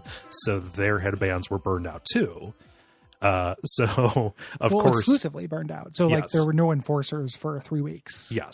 And of course, Dylan, instead of recognizing that this would be a time where you need leadership on the HSPD, he says, no, I've got other stuff I need to do. I'm going to put temps and interns in charge of it. And he puts Samantha, that new, he puts the new employee in charge of it, and ends the message with her saying like, hey, yeah, can you just kind of take care of this with thanks, m'lady? Dylan sucks. Dylan sucks really bad. The amount of times he cites being too busy to do anything is really well observed and annoying. Like I don't. I've worked at companies. I've worked with both a Dylan and an Adrian. Working like I've worked with them as well. I think in general, I find that there is a big comorbidity with somebody sucking with how busy they talk about being. Yes, how busy they want to appear. Yeah. Like it's not like people aren't busy. Right. Like people are actually super busy. Like I get that. Yeah. But if you're constantly talking about it, maybe rethink that because it doesn't come off well. Right. It is inherently self-important. Yeah. To always weigh your tasks against the entire rest of the world. But this starts a kind of a free-form intro to this chapter where you don't have any cases. They're just like, hey, things are a mess out there. Yeah. Like just go on patrol. Yeah. Find stuff, and you get to go in and check and see how things have changed. Like this is very clever.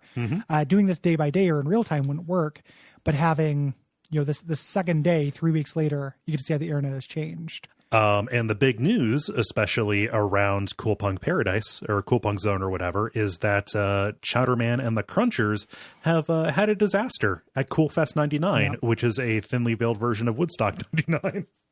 Yeah, it's sad. Yeah. Chowderman lost his leg. The drummer died. Mm-hmm. All because they wanted to have a big stunt where the Crunchers would play a set and some fans would be able to ride in the Chowdercopter. Yep. Yeah. We're just gonna we're gonna Chowdercopter away, and it crashed, killing 3 fans. Yeah. So it's Chowderman's not in a good place now. No, sad for Chowderman. Yeah. There's Dylan Merchant made an alternative to that Slushmouth music guide that's like way less snarky and dismissive of his music, which is the music he likes. That is basically electronic, soft psychedelic stuff. Yeah. But I just love Dylan, this incredibly busy person who just doesn't have focus, and I'm going to go make a shittier version of this thing that somebody else makes. Yeah. And more friendly and more less divisive. Yeah. A sanitized version. You go and check and see what happened with the Gumshoe Gooper stuff. If you go to Good Time Valley, you see that the Stand with Gooper movement has started. And if you go to the cafe, and specifically to the workers alternative, you find out that there's another side to that culture war as well. So the workers alternative says, yes, all of these images were taken down because Merchantsoft is down with the cause. Gumshoe Gooper was was imperialist propaganda. And so Tina Briggs, we can't confirm this, but she might be down with socialism. And so that's why she had us take down Gooper to reduce the visibility or whatever of this. That's one side. Over at Good Time Valley, everybody thinks Gooper was taken down specifically to be, because Merchantsoft is pro-communist. And we get this big, hagiographic biography of W.E. Briggs, who made anti-communist cartoons before leaving the government. Before leaving the propaganda business to make Gooper. So it's not even specifically related, but it has started this huge rift. That Stand with Gooper, there's a Stand with Gooper web ring. Here, that's the patch you can get, as I mentioned. Yes. Yeah, Stand with Gooper. It's a great patch. If I sewed, I would get it. Yes. The community leader there, Mr. Old Fashioned, has this kind of half-hearted note on his page saying hey, don't use the Gooper image. Yeah, because everybody is using it in protest. And you go to all these pages and they all have the X's that say where something was taken down. Well, yeah, and you have to take down a bunch of them. Yeah. There's all these pages where people just drag and dropped 1,000 Goopers onto their page, in between text, over text and everything like that. It's very churlish. Oh, geez. So Good Time Valley, as a part of this, previously they were trying to make Sandy the new leader, but they have dropped her and have gone anti-Sandy because Sandy rightly points out that, hey, maybe this is somebody's estate, doing a copyright thing. Maybe we don't have to get all up in arms about this. Now they back Reginald, who is fully in for the Gooper cause. Yeah. Which is good. It is such a good representation of the culture war. I love it. Yeah. Pro Gooper.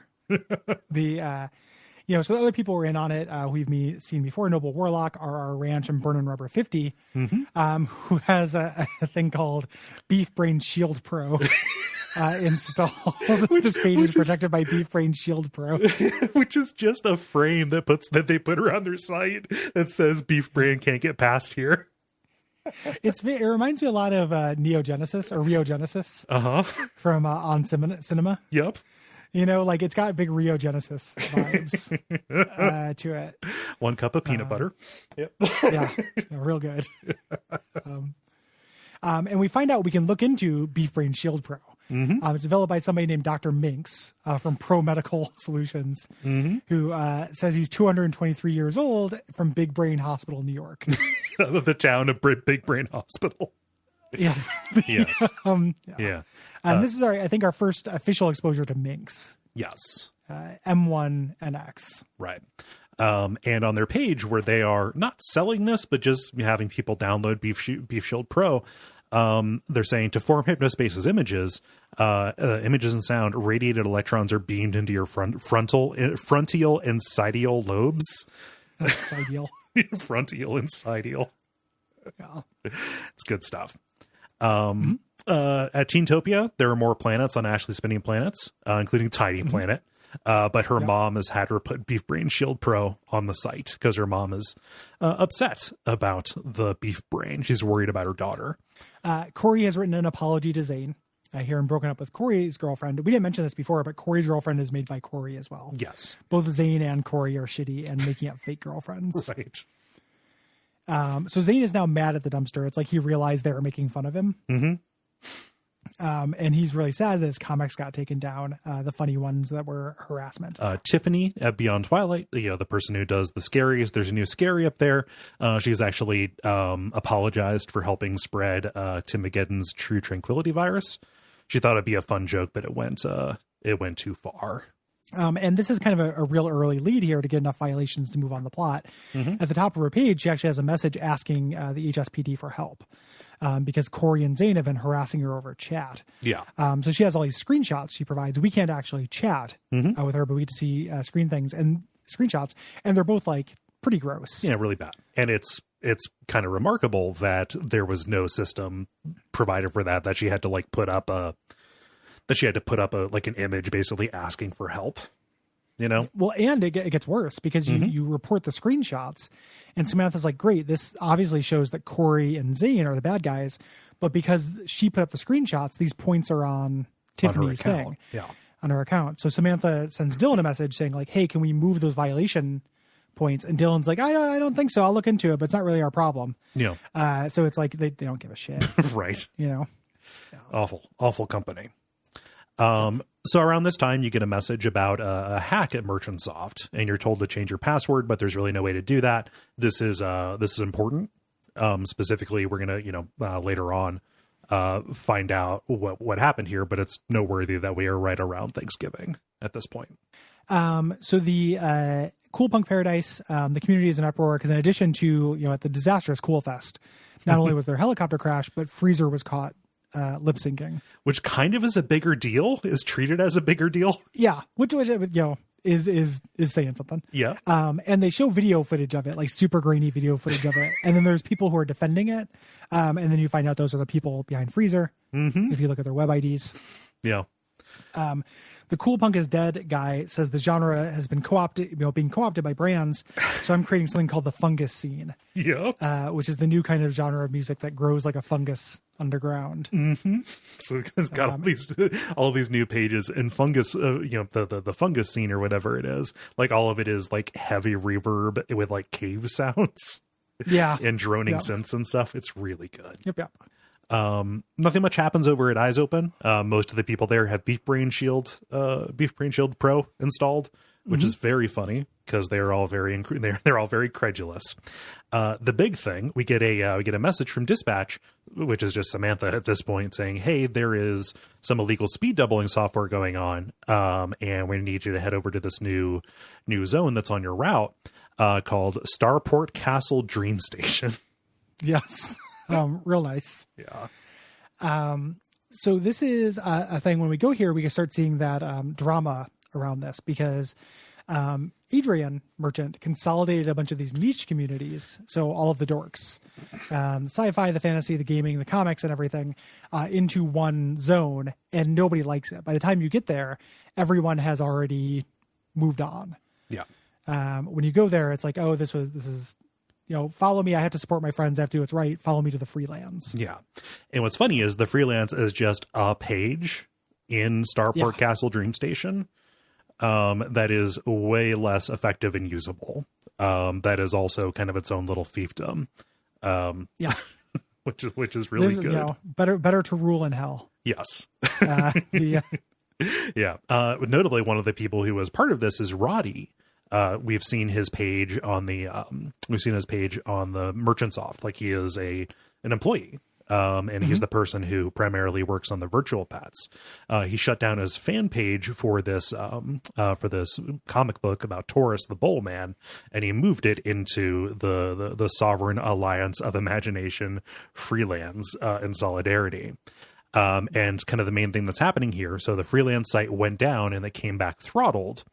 And there's this manifesto saying like, hey, we have this ultimatum of the throttle isn't lifted, we're all going to switch to Cyberworld Z. So we've got the throttling and the speed doubling. This has to be related. And we're learning about the competition here, Cyberworld Z, here, which ends up actually being a motivation for some of the villainy.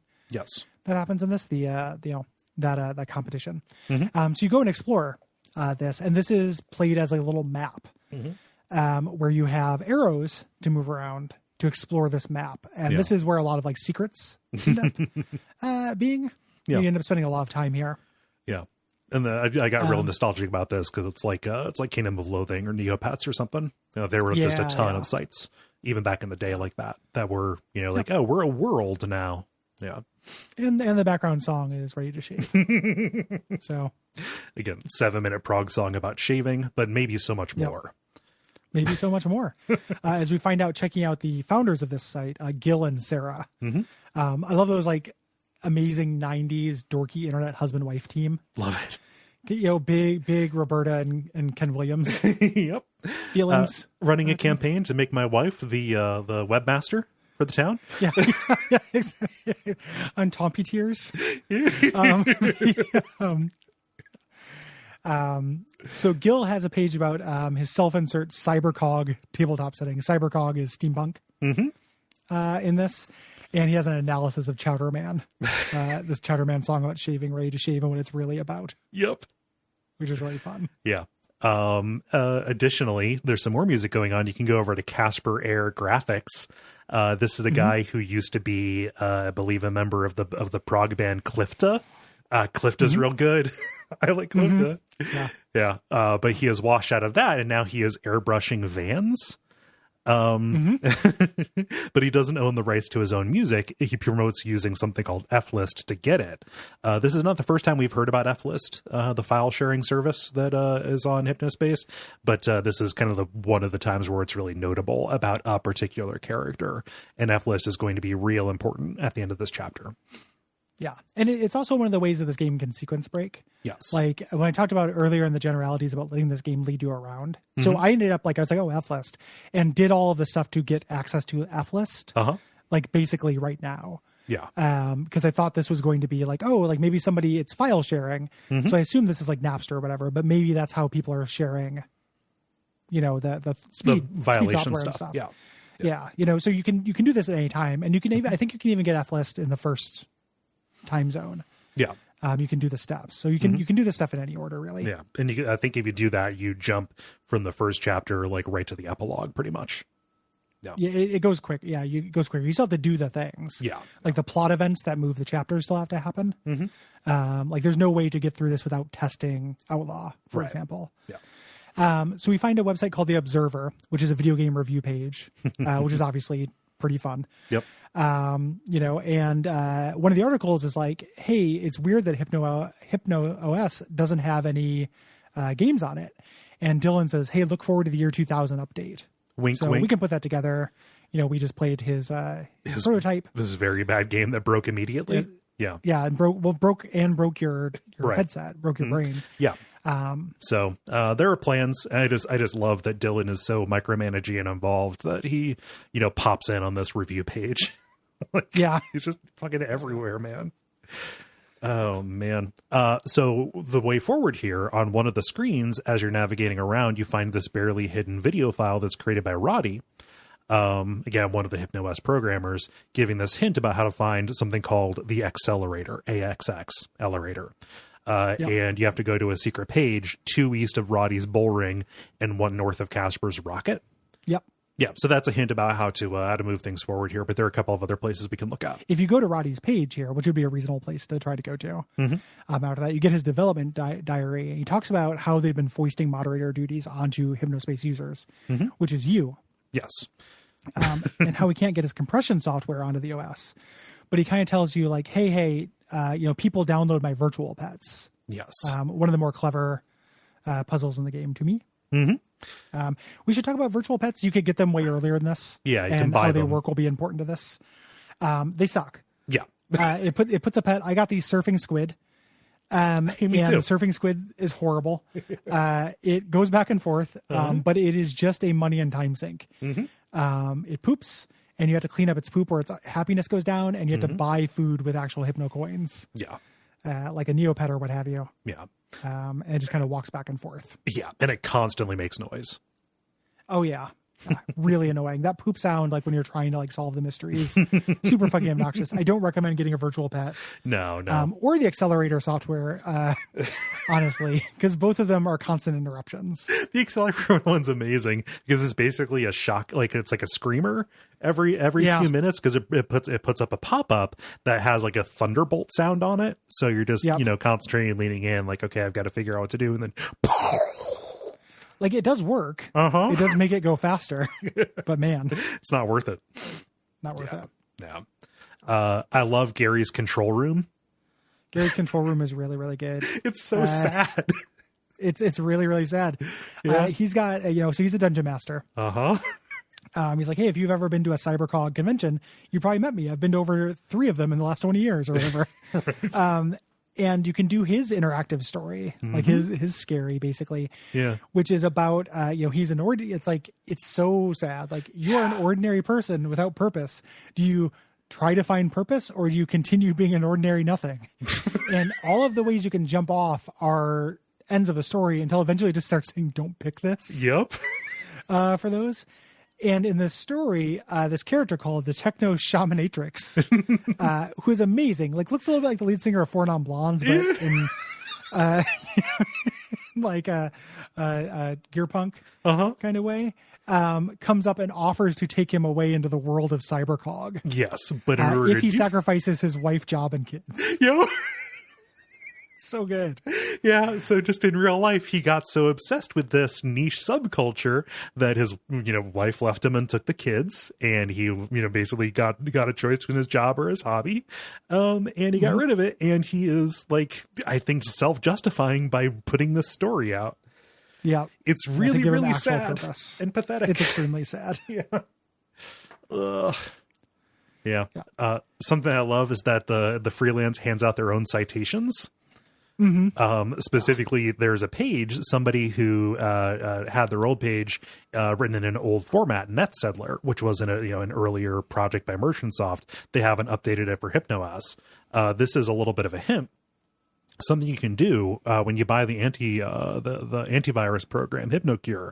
There's a pro version which is exorbitantly expensive. And you can use that to go into safe mode, which lets you view NetZedler pages in HypnoS. This is very important. Like, this is basically how you solve the stuff in the epilogue. Yeah. There's 2 basic ways to like look at hidden stuff. Yeah. In this game, like a program and the safe mode kind of thing. It's worth, like, I think I did this now. So just, we can chat about it now. So like you can buy, there are 3 levels of the HypnoCure. And only the first level is fine. It just takes viruses off your machine. The third version, the one that you need, was really expensive, and you have to get money at this point. So the way you can get money is there's this game in it called Janitor. And I find Janitor really confusing. Like, the idea is that you're actually like doing something real. Like because you're getting paid money to do it. It's not like a prize. Like, you're actually, and you're doing things, you're taking files and deleting them that it puts on your desktop. Did you play Janitor? No, I didn't. Oh, okay. So I ended up needing money for this thing. Janitor does a thing where you play it on your desktop. It puts files, and you have to stack them into stacks of 6 or 5, and then throw them into a dumpster. Oh. And once you every one of them you do, you get like 1 penny. And then the game part of it is, so you're stacking them together, and then every once in a while there's like a poison file. And if you don't throw that one in the dumpster right away, it ends your streak. Oh.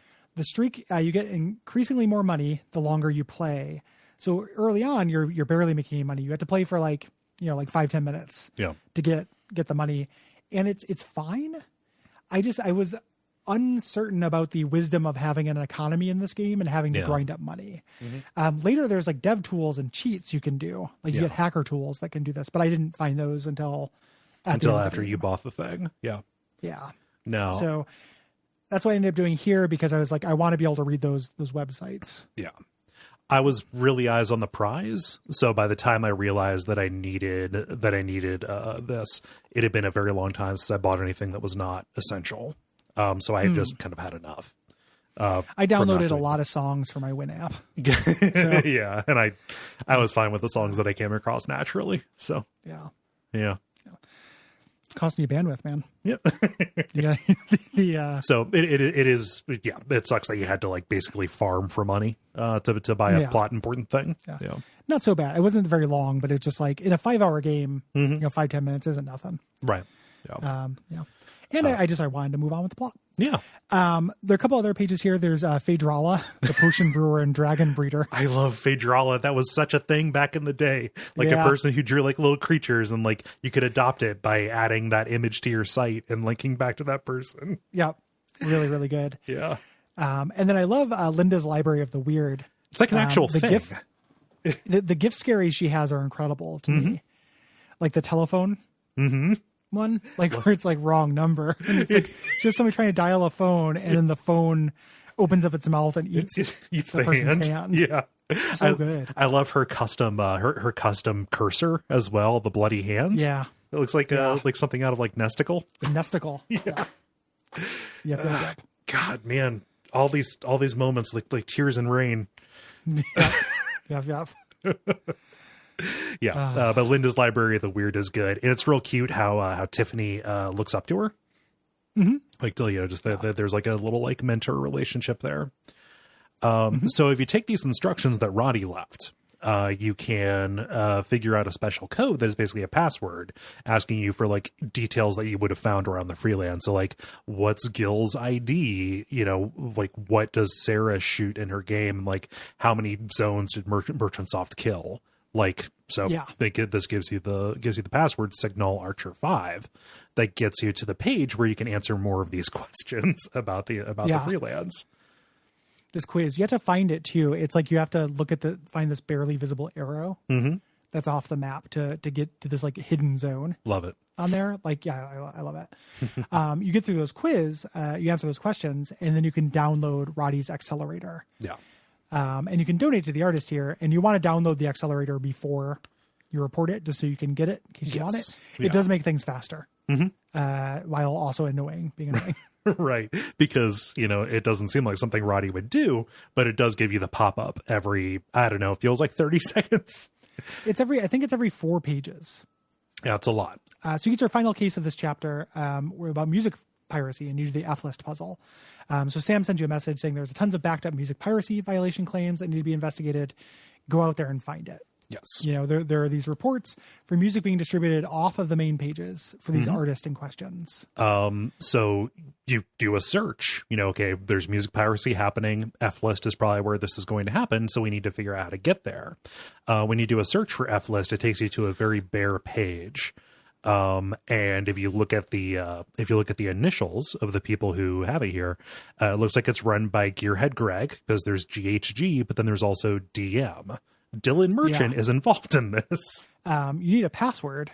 You can search around to find someone selling the passwords. And there's a way to hack into this, but I ended up buying it like a chump. Yeah. And it makes fun of you for buying it. Of course. The password is thanks for the coins or whatever.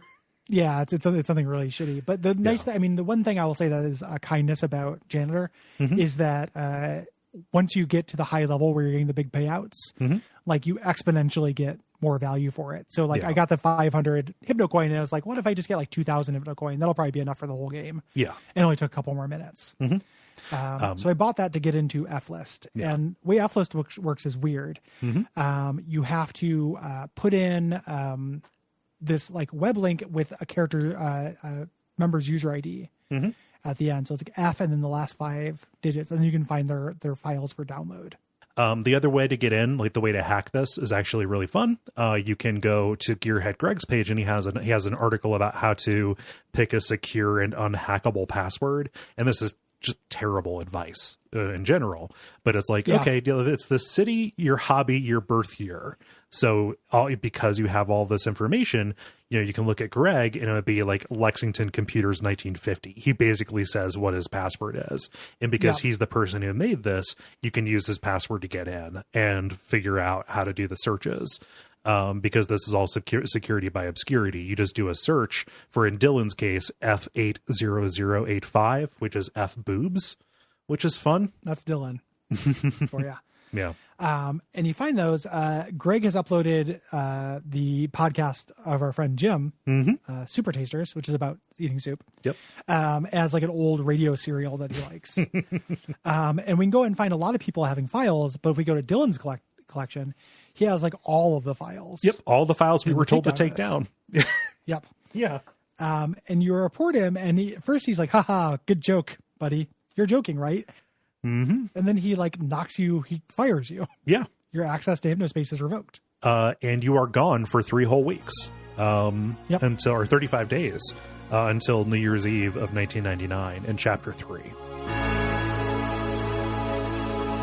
Whiskers growing at the speed light. Put the trimmer into overdrive. Thoughts are running through my mind. Just the bathroom and the night. Spray the shaving cream into my hand. Lather up the world, don't understand. Man inside the mirror now. Should I finally let him out? I'm gonna shave or put the razor on my skin. Riding along my flesh, I need confidence and patience. If any was a galaxy of innocence, it's true I am the child of man. This is my contrition. This is where shit goes down. Yeah. So Samantha adds you back. Like says, hey, I'm sorry. I think it was a mistake that you got kicked. She thinks all the it's her interns are mistake. Yeah. Which is, Dylan would allow her to believe that. All the interns are off for the holiday, so she's pulling triple duty. Right. So she needs you. You get an alert. Someone has taken over Teentopia, and they are threatening the system with something called the Mind Crash. So you go over to love it. Teentopia Mind Crash.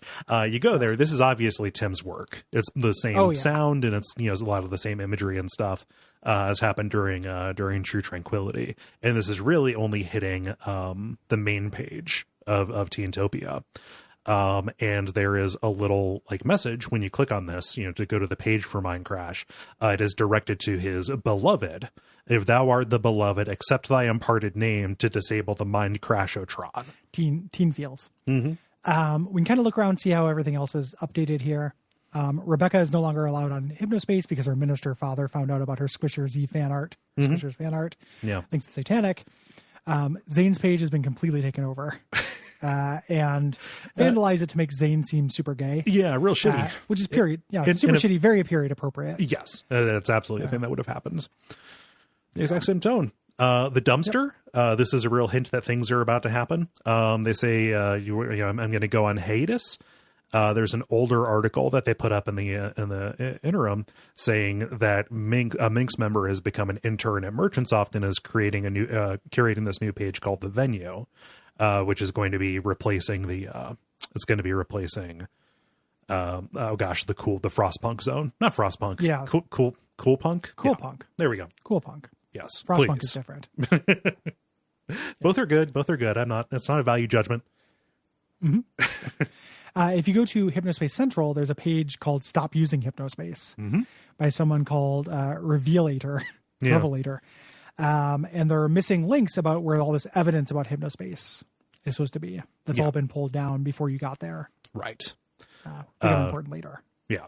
So if you're wondering what happened with Roddy making illegal software for Merchantsoft, well, he's been fired and then been replaced with this PR person named Bobson Dugnut.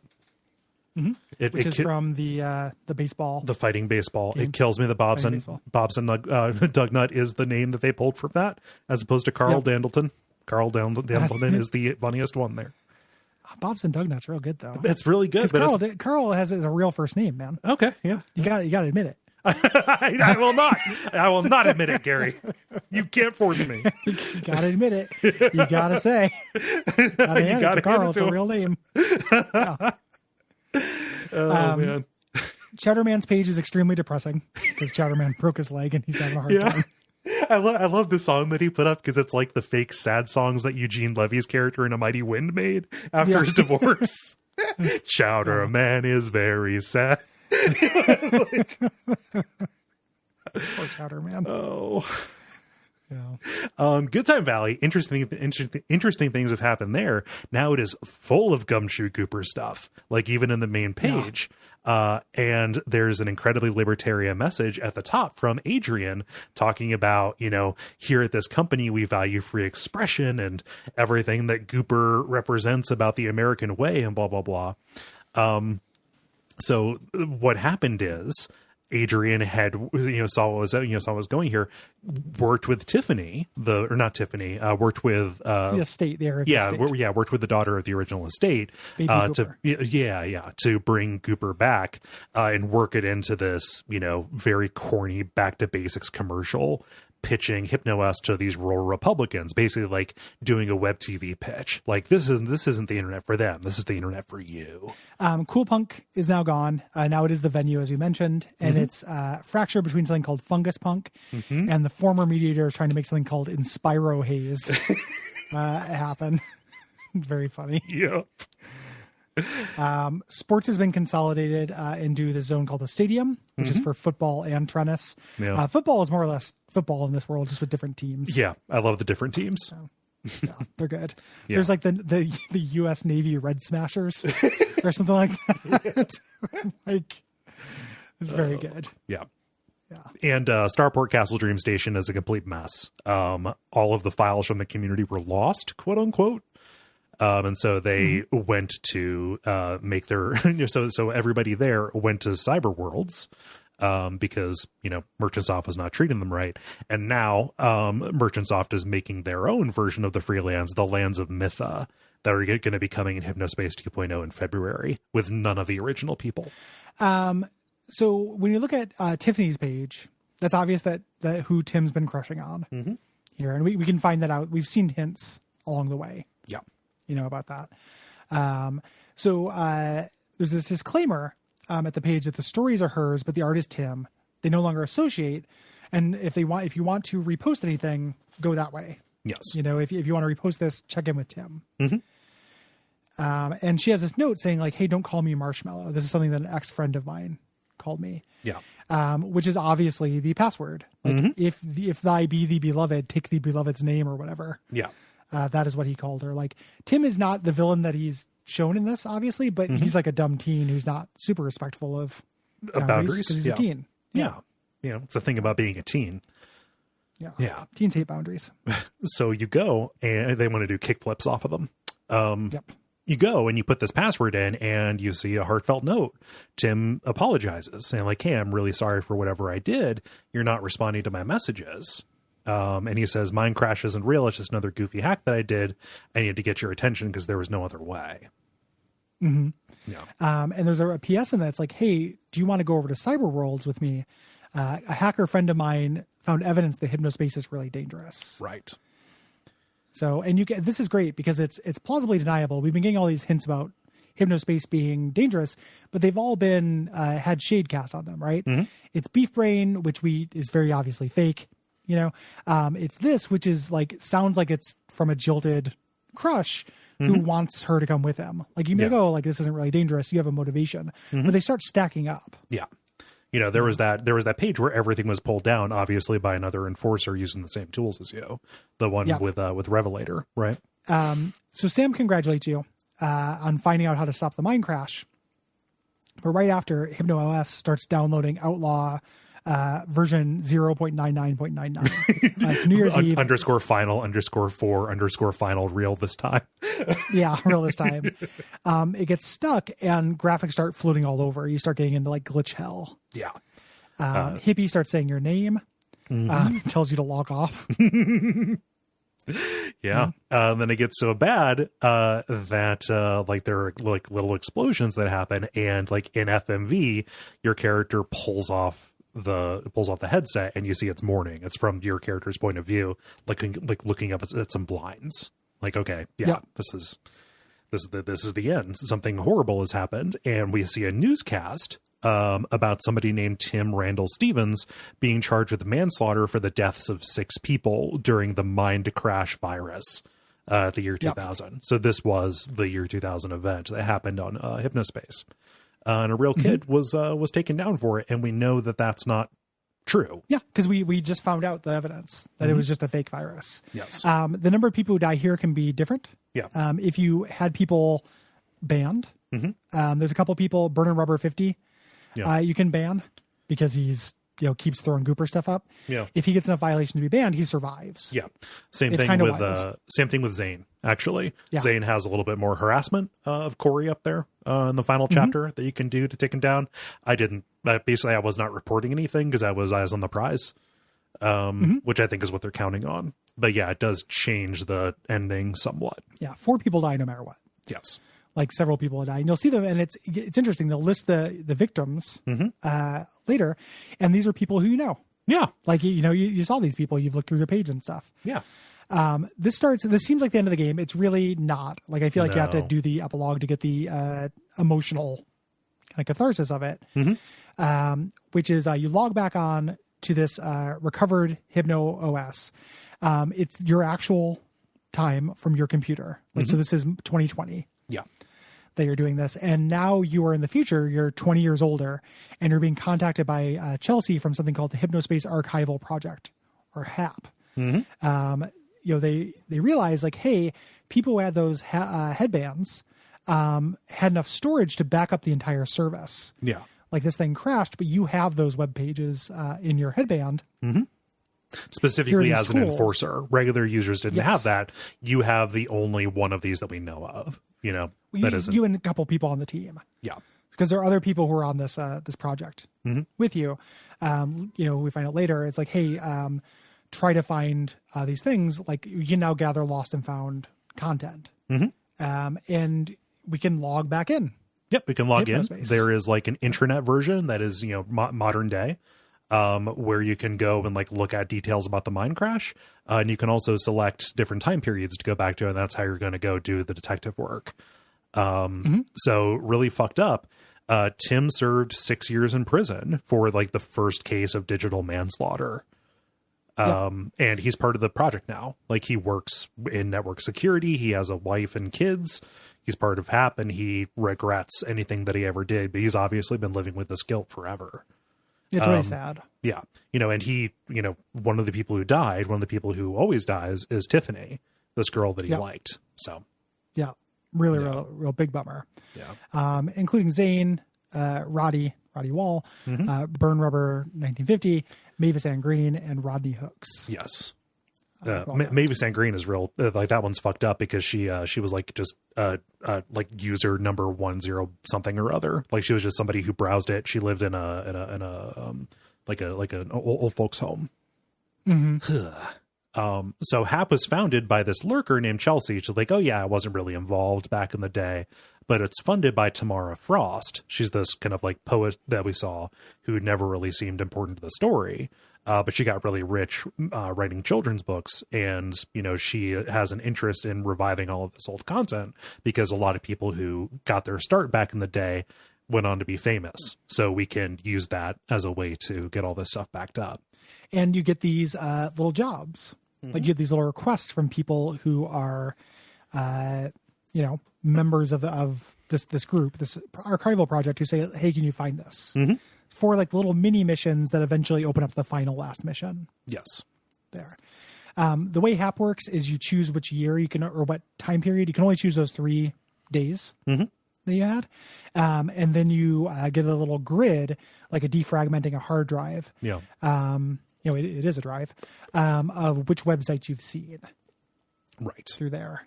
And you can click, and then it puts you in a virtual version of it. You can't report because it doesn't go to the servers, but you can go and browse. Yes. And it shows you how you did. Like I got about 80% of the content, which is fun. Yeah. So there's a guy named Artie who he says, hey, I'm pretty sure there's this unpublished Chowderman song about him losing his legs. Yes. Or his leg. Yeah. See if you can find it. And you can't find the song, but you find the chords and the lyrics on Chowderman's F list. Yes. Page. Yeah. There's something very charming, because it's just a guitar tab, like it's an actual song you can just play or whatever, but it says it's in waltz time, but instead of WALZ, it is spelled like Walt. Possessive. Yeah. Possessive of Walt.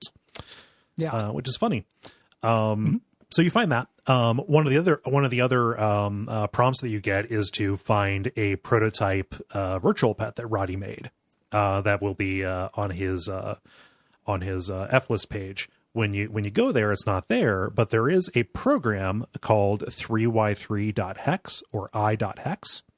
And this is compressed using his proprietary compression software, Sandwich. And this is where you can take the knowledge that you saw from the freelance. You can feed the compressed file to the virtual pet, and it will poop out the actual program. Yeah, it uncompresses it, unzips it. Yes, I had done this way before this. Oh yeah, because I wasn't sure. Yeah, like I was looking for stuff about the Serenity virus, things like that, or Tranquility virus and stuff. Because there's a lot of web pages. I had ended up on the Minx tip really early in this, and thought that was where I was supposed to be, which is where you use the 3x3 hex. But wherever you see kind of weird looking text, it's either safe mode, net settler, or it's this. Yeah, it's like weird looking text or like weird empty space on a page. Yeah. But this program, it's called All Seeing Eye. It brings up a little popover window, and when it's like an eye that's animated, when you center it over a page, it will show hidden elements there. So you go back to November 5th. You can get the test pet through using this. Artie's really happy about that. It's a weird little column with an eye at the top. It's really fun. Yeah. Tamara wants you to find this old demo recording from a famous rapper named Kev J. This one's pretty easy. Yeah. Let's do a search for Kevin or Kev. Yeah. It's very fun because it is a genre of hip hop called flip flop. And it's literally just, my name is Kevin and I'm here to say. It's just that. Yeah. I ended up searching flip flop. I went to the music archive to look up what Kev J was, and then looked up flip flop. Yeah. The final one, this is about these weird occult eye symbols that pop up over the net. This is the Horus Eye puzzle. If you, I ended up using hints for this. If you end up finding this, you find that it's a bunch of, this was there as a prank. Like people were adding this to different sites to make it seem like it's part of a big conspiracy, but it's just internet nerds. Yeah. Well, specifically like executives at Merchantsoft, who want to have a secret society and have a monthly dinner. It's real. Yeah. It's real dorky. Shriners. Yeah.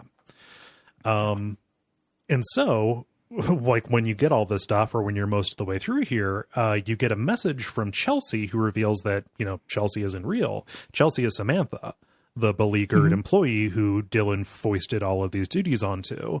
Just, hey, I don't want anybody here to know that, that there's another former Merchantsoft person on the team. Artie's enough. Artie's the burnout logo designer guy, right? Yeah. She says, hey, I believe that Dylan is that Dylan is the one who's responsible for the mine crash, and he used Tim as a scapegoat. And she says, all right, I've got this new report tool for you that adds, that will send a report directly to me. I need you to go and find proof that this is actually the case. It will probably be hidden in the Minx pages. And this makes your chimes set up, acronym to chime to chimes. So S for Samantha. Yep. You go, if we found this password leak earlier on one of page that we linked to from Timogeddon's.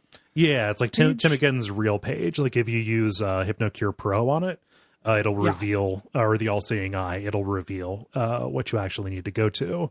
And he did this big password dump. Like that's what we got alerted to on the day after Thanksgiving. He published everybody's passwords at Merchantsoft. And so you can actually use that to get into Minx, because turns out Dylan's a part of Minx too. Yep. So you get in there. You can now look at the Minx pages, which is that hacker collective. Yeah. And you're using your various all-seeing eye and safe mode to look at the stuff that's kind of hidden to get the subject matter and get it in kind of chronological order here. So Dumpy One is the one who let Dylan know that Minx exists, so he has to be part of it because he's that kind of douchebag. Reckoning, calls out the HSPD for being inefficient, unethical, outsourcing their moderation. Yeah. This is where you can find something called Dream Tools, which is found using the 3x3 and the freelance. This is a cheat. Yeah. It allows you to alter your pet to make it stop pooping. It allows you to, get as much money as you want. Yeah. Etc. So Dumpy One, we're going to allude to him. Dumpy One is the person who runs the dumpster. That's kind of the low tech stand-in here. There's another person named Jezzo, who is the person behind the Counselor Ronnie prank. Turns out they did this prank, and that's what ended up getting Merchantsoft this government grant, and so she can't stop doing it now. Yeah, because Merchantsoft didn't do it. Right. So it was a joke. To pretend to be the counselor, and they said things like plates were invented by Plato. Yeah. And then end up actually doing the job well enough because the community has to take care of its own. Right. Jezzo's also the one who started the beef brain hoax, which is, not good or anything, but was on the right track as far as this thing being able to affect your brain. Yeah, as far as what a headband that shot lasers at your cortex would do. Sidereal lobes. Yeah, your sidereal lobes. And Dylan does something real uncool and basically outs Jezzo as being an intern with Merchantsoft. Not good. Yeah. They're talking about letting Tim in because Tim's obviously like junior hacker, but Dylan rejects that. Says like, hey, the interns would rat out Minx in a week if they let a teen in. Yeah, and I can't be seen like fraternizing with you guys, even though this is my way of, still being plugged into the counterculture, man. Yeah, I'm still cool. I'm still cool. Yeah, Reckoning hates Dylan and hassles him every chance he gets. Reckoning is kind of an asshole, but it's justified. Yeah. So Dumpy One is looking for material for the dumpster, and Dylan admits he's trying to make Samantha quit because she keeps nagging him. Right. He suggests that Dumpy feature her so she'll leave. Right. Real shitty. Yeah. The nagging that he's talking about is Samantha saying, hey, you should work on making Hypnospace more stable instead of making a game. And so, instead of making your shitty game. Yes. And Samantha will talk about that. Yeah. Jezzo and Reckoning, they point out like, it's ridiculous to ship something as broken as Outlaw in a big update like this. And it's also revealed, Jezzo just says in this message board, like, are we going to get paid? Because we haven't been paid in a month. Yeah, really horrible, like labor practices. Then on New Year's Eve, Reckoning is super mad because, hey, this Mind Crash prank is overshadowing this leak of documents about Hypnospace safety. If we recall that page, they had all those taken down. Yeah. He ended up posting the leak in his freelance page after it got taken down. He wasn't just going to just put it on the main page there. And this leak is a medical study commissioned by Merchantsoft during the Beef Brain fiasco. Yeah. So through Beef Brain, they're like, hey, can you tell us this is safe so we can say? And they're like, no, it's not safe. Like Hypnospace keeps people in REM sleep like a lot longer than is healthy. Right. So people are not ended up rested. Like the idea of this Beef Brain, like people are waking up fatigued, sluggish. Headaches. That is because of headaches. That is because of Hypnospace. Right. So Merchantsoft buried the report, and I believe there's like a place you can go like with the actual with the other report that they paid for that was more favorable. Yeah. It sucks. So you report this to Samantha, and she's shocked at this. And you get a message. Artie done fucked up. He invited Dylan and Tamara approved, thinking, oh, it'd be good to have somebody from the inside.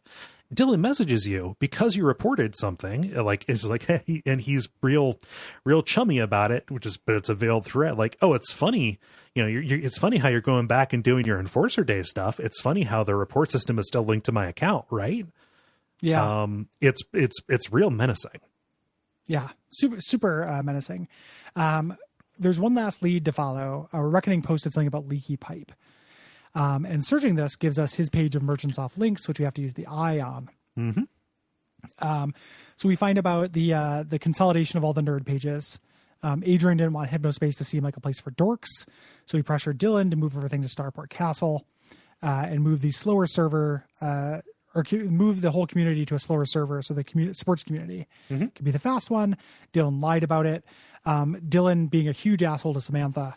Samantha trying to tell him to fix bugs instead of developing your Outlaw. Adrian signed with his brother, of course. And then Adrian would go to Artie as a guru when they were stressed. Like the IM meditations that they would do are really funny. Yeah. But then the final serious one is the internal team talking about covering up the revelations. Right. About the study.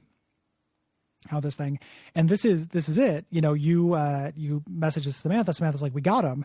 And again, what I think is a really nice little bit here. Dylan, you know, emails, admits to everything. Yeah. Like I was behind this mine crash and those deaths. He attaches a version of Outlaw, and there's a car for each of the victims. When you capture it, you get this individualized, like relatively sincere sounding apology. Yeah. For all of these people that he killed. Like it's not, you know, he's not a mustache twirling villain. No, this. Like he's like, no, like this, you know, he's been thinking about this for 20 years. Yeah. It was his own ineptitude, and he knew it. And there's a weird between this and Zane and Tim. You know, his apology to Zane, you know, is about like Zane being crummy, but like, yeah, you're a teen. Yeah, it's like I'm sure you would have grown up to be somebody your mom could be proud of, right? And there's an element of this whole like spirit of this whole thing. You know, you talked about how Dropsy is about empathy. Like there is this little bit where it's like the young are fucking idiots, and they're trying their best though. Yeah, you know, there's a sympathy, like a sympathetic heart to the center of Hypnospace Outlaw that I really like. You know, that only works because of the scale we talked about, but it's really touching. Like reading these things, like at first, like he came back and he kind of threatened me, sent you that veiled threat. I was like, oh, the villain's still about. I fucking hate this guy. Yeah. And then he's like, once he's like, yeah, I've actually been working on this thing that is my weird way of apologizing because I know this fucking sucks. And I think about like what 20 years is, you know, like I don't think about things I did. Like you can do something shitty and then spend 20 years and forgive yourself pretty easily. Yeah. You know, and you have to live. Right. Like we talked about that a lot, just in various ways. Like no matter what happens, no matter what you do, you have to wake up the next morning and be a person. Yeah. You know, and there's a recognition of that to this that I find really refreshing. Yeah. And just really sweethearted. Yeah. I was hoping to find something from Tim specifically. I was hoping to see something beyond, you know, just kind of an acknowledgement from Dylan that he, you know, pinned this on Tim himself. You want Tim's reaction. Yeah. Well, you know, and maybe it's probably better that they don't, you know, this doesn't just come out and say like, okay, I forgive you, etc. Like, you know, because the nature of forgiveness is, you know, that it probably would have been too pat if they came out and did that. But I was like, okay, is it over? There's no, you know, roll credits. You have to go to the BIOS to see the credits. You know, the emotional catharsis, you know, it is getting these, you know, little apologies, these little eulogies for the people that you came to know.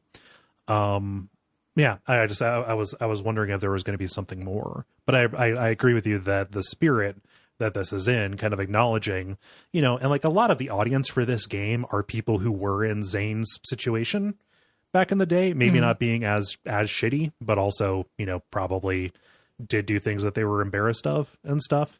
So I think that is the, you know, the heart of the, you know, it's going to be the emotional core for this for a lot of folks. I think that a robust kind of epilogue for all of the characters we've gotten to know would break verisimilitude too much for me. Yes. You know, this ended up being, I didn't want this to end like Link to the Past where it's like, go check in on everybody. Right. Like I liked getting to know them, but it felt like it mirrored the way like actual internet relationships work. Yeah. Where somebody just falls out of your life.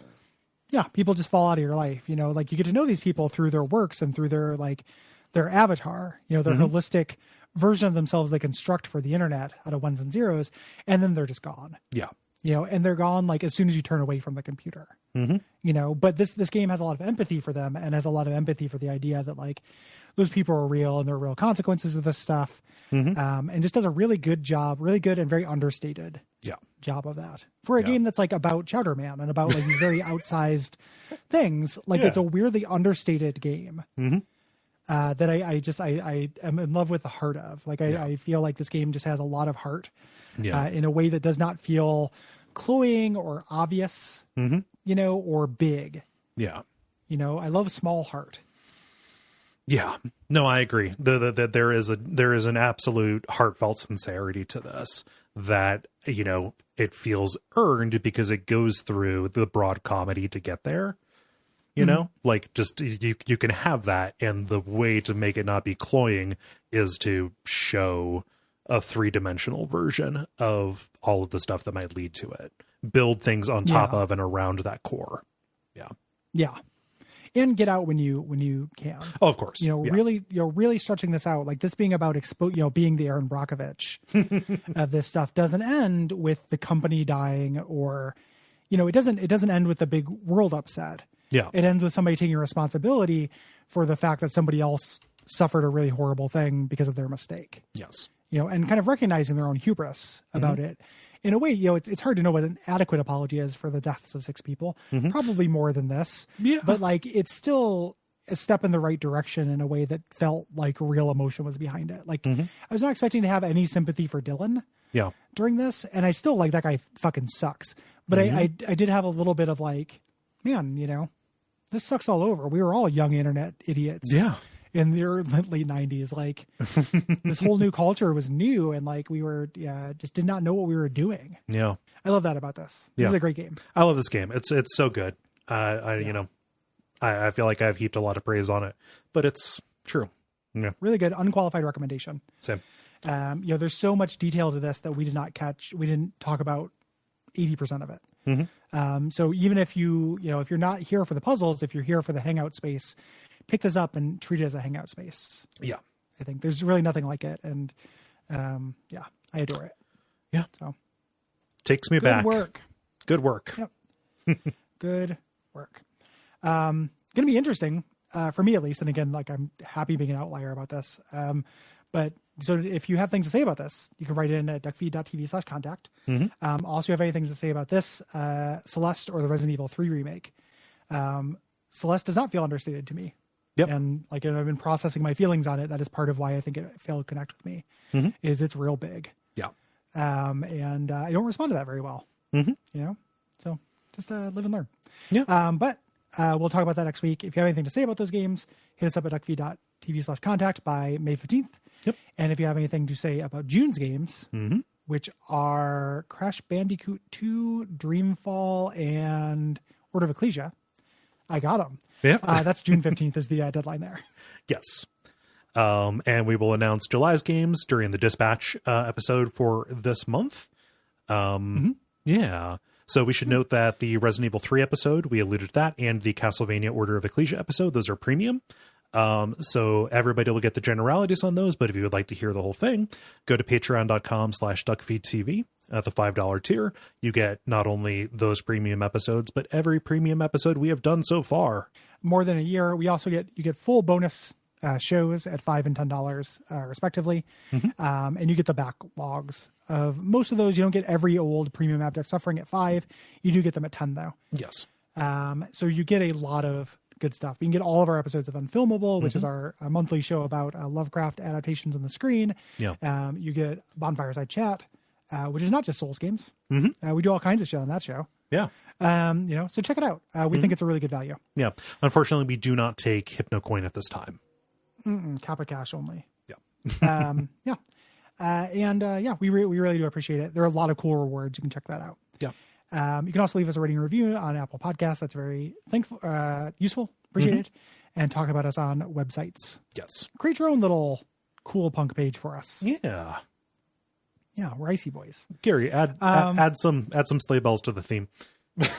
I think I tried that at one point, but the sleigh bells that I had on my shitty Yamaha did not mix with it. Did not mix with it. Not well. So until next time, what should they watch out for, Cole? Beef brain. They say it's not real, but the science is still out. There's an Ariel Pink song called Beef Bud. Okay. And every time I read Beef Brain, I kept going like, Beef Bud. There's like Beef Bud. This really silly old Ariel Pink song about something called a beef bud. Yeah. Sometimes you have to have beef buds in your beef Watch house. Out for beef buds. It is a beef house. Beef house.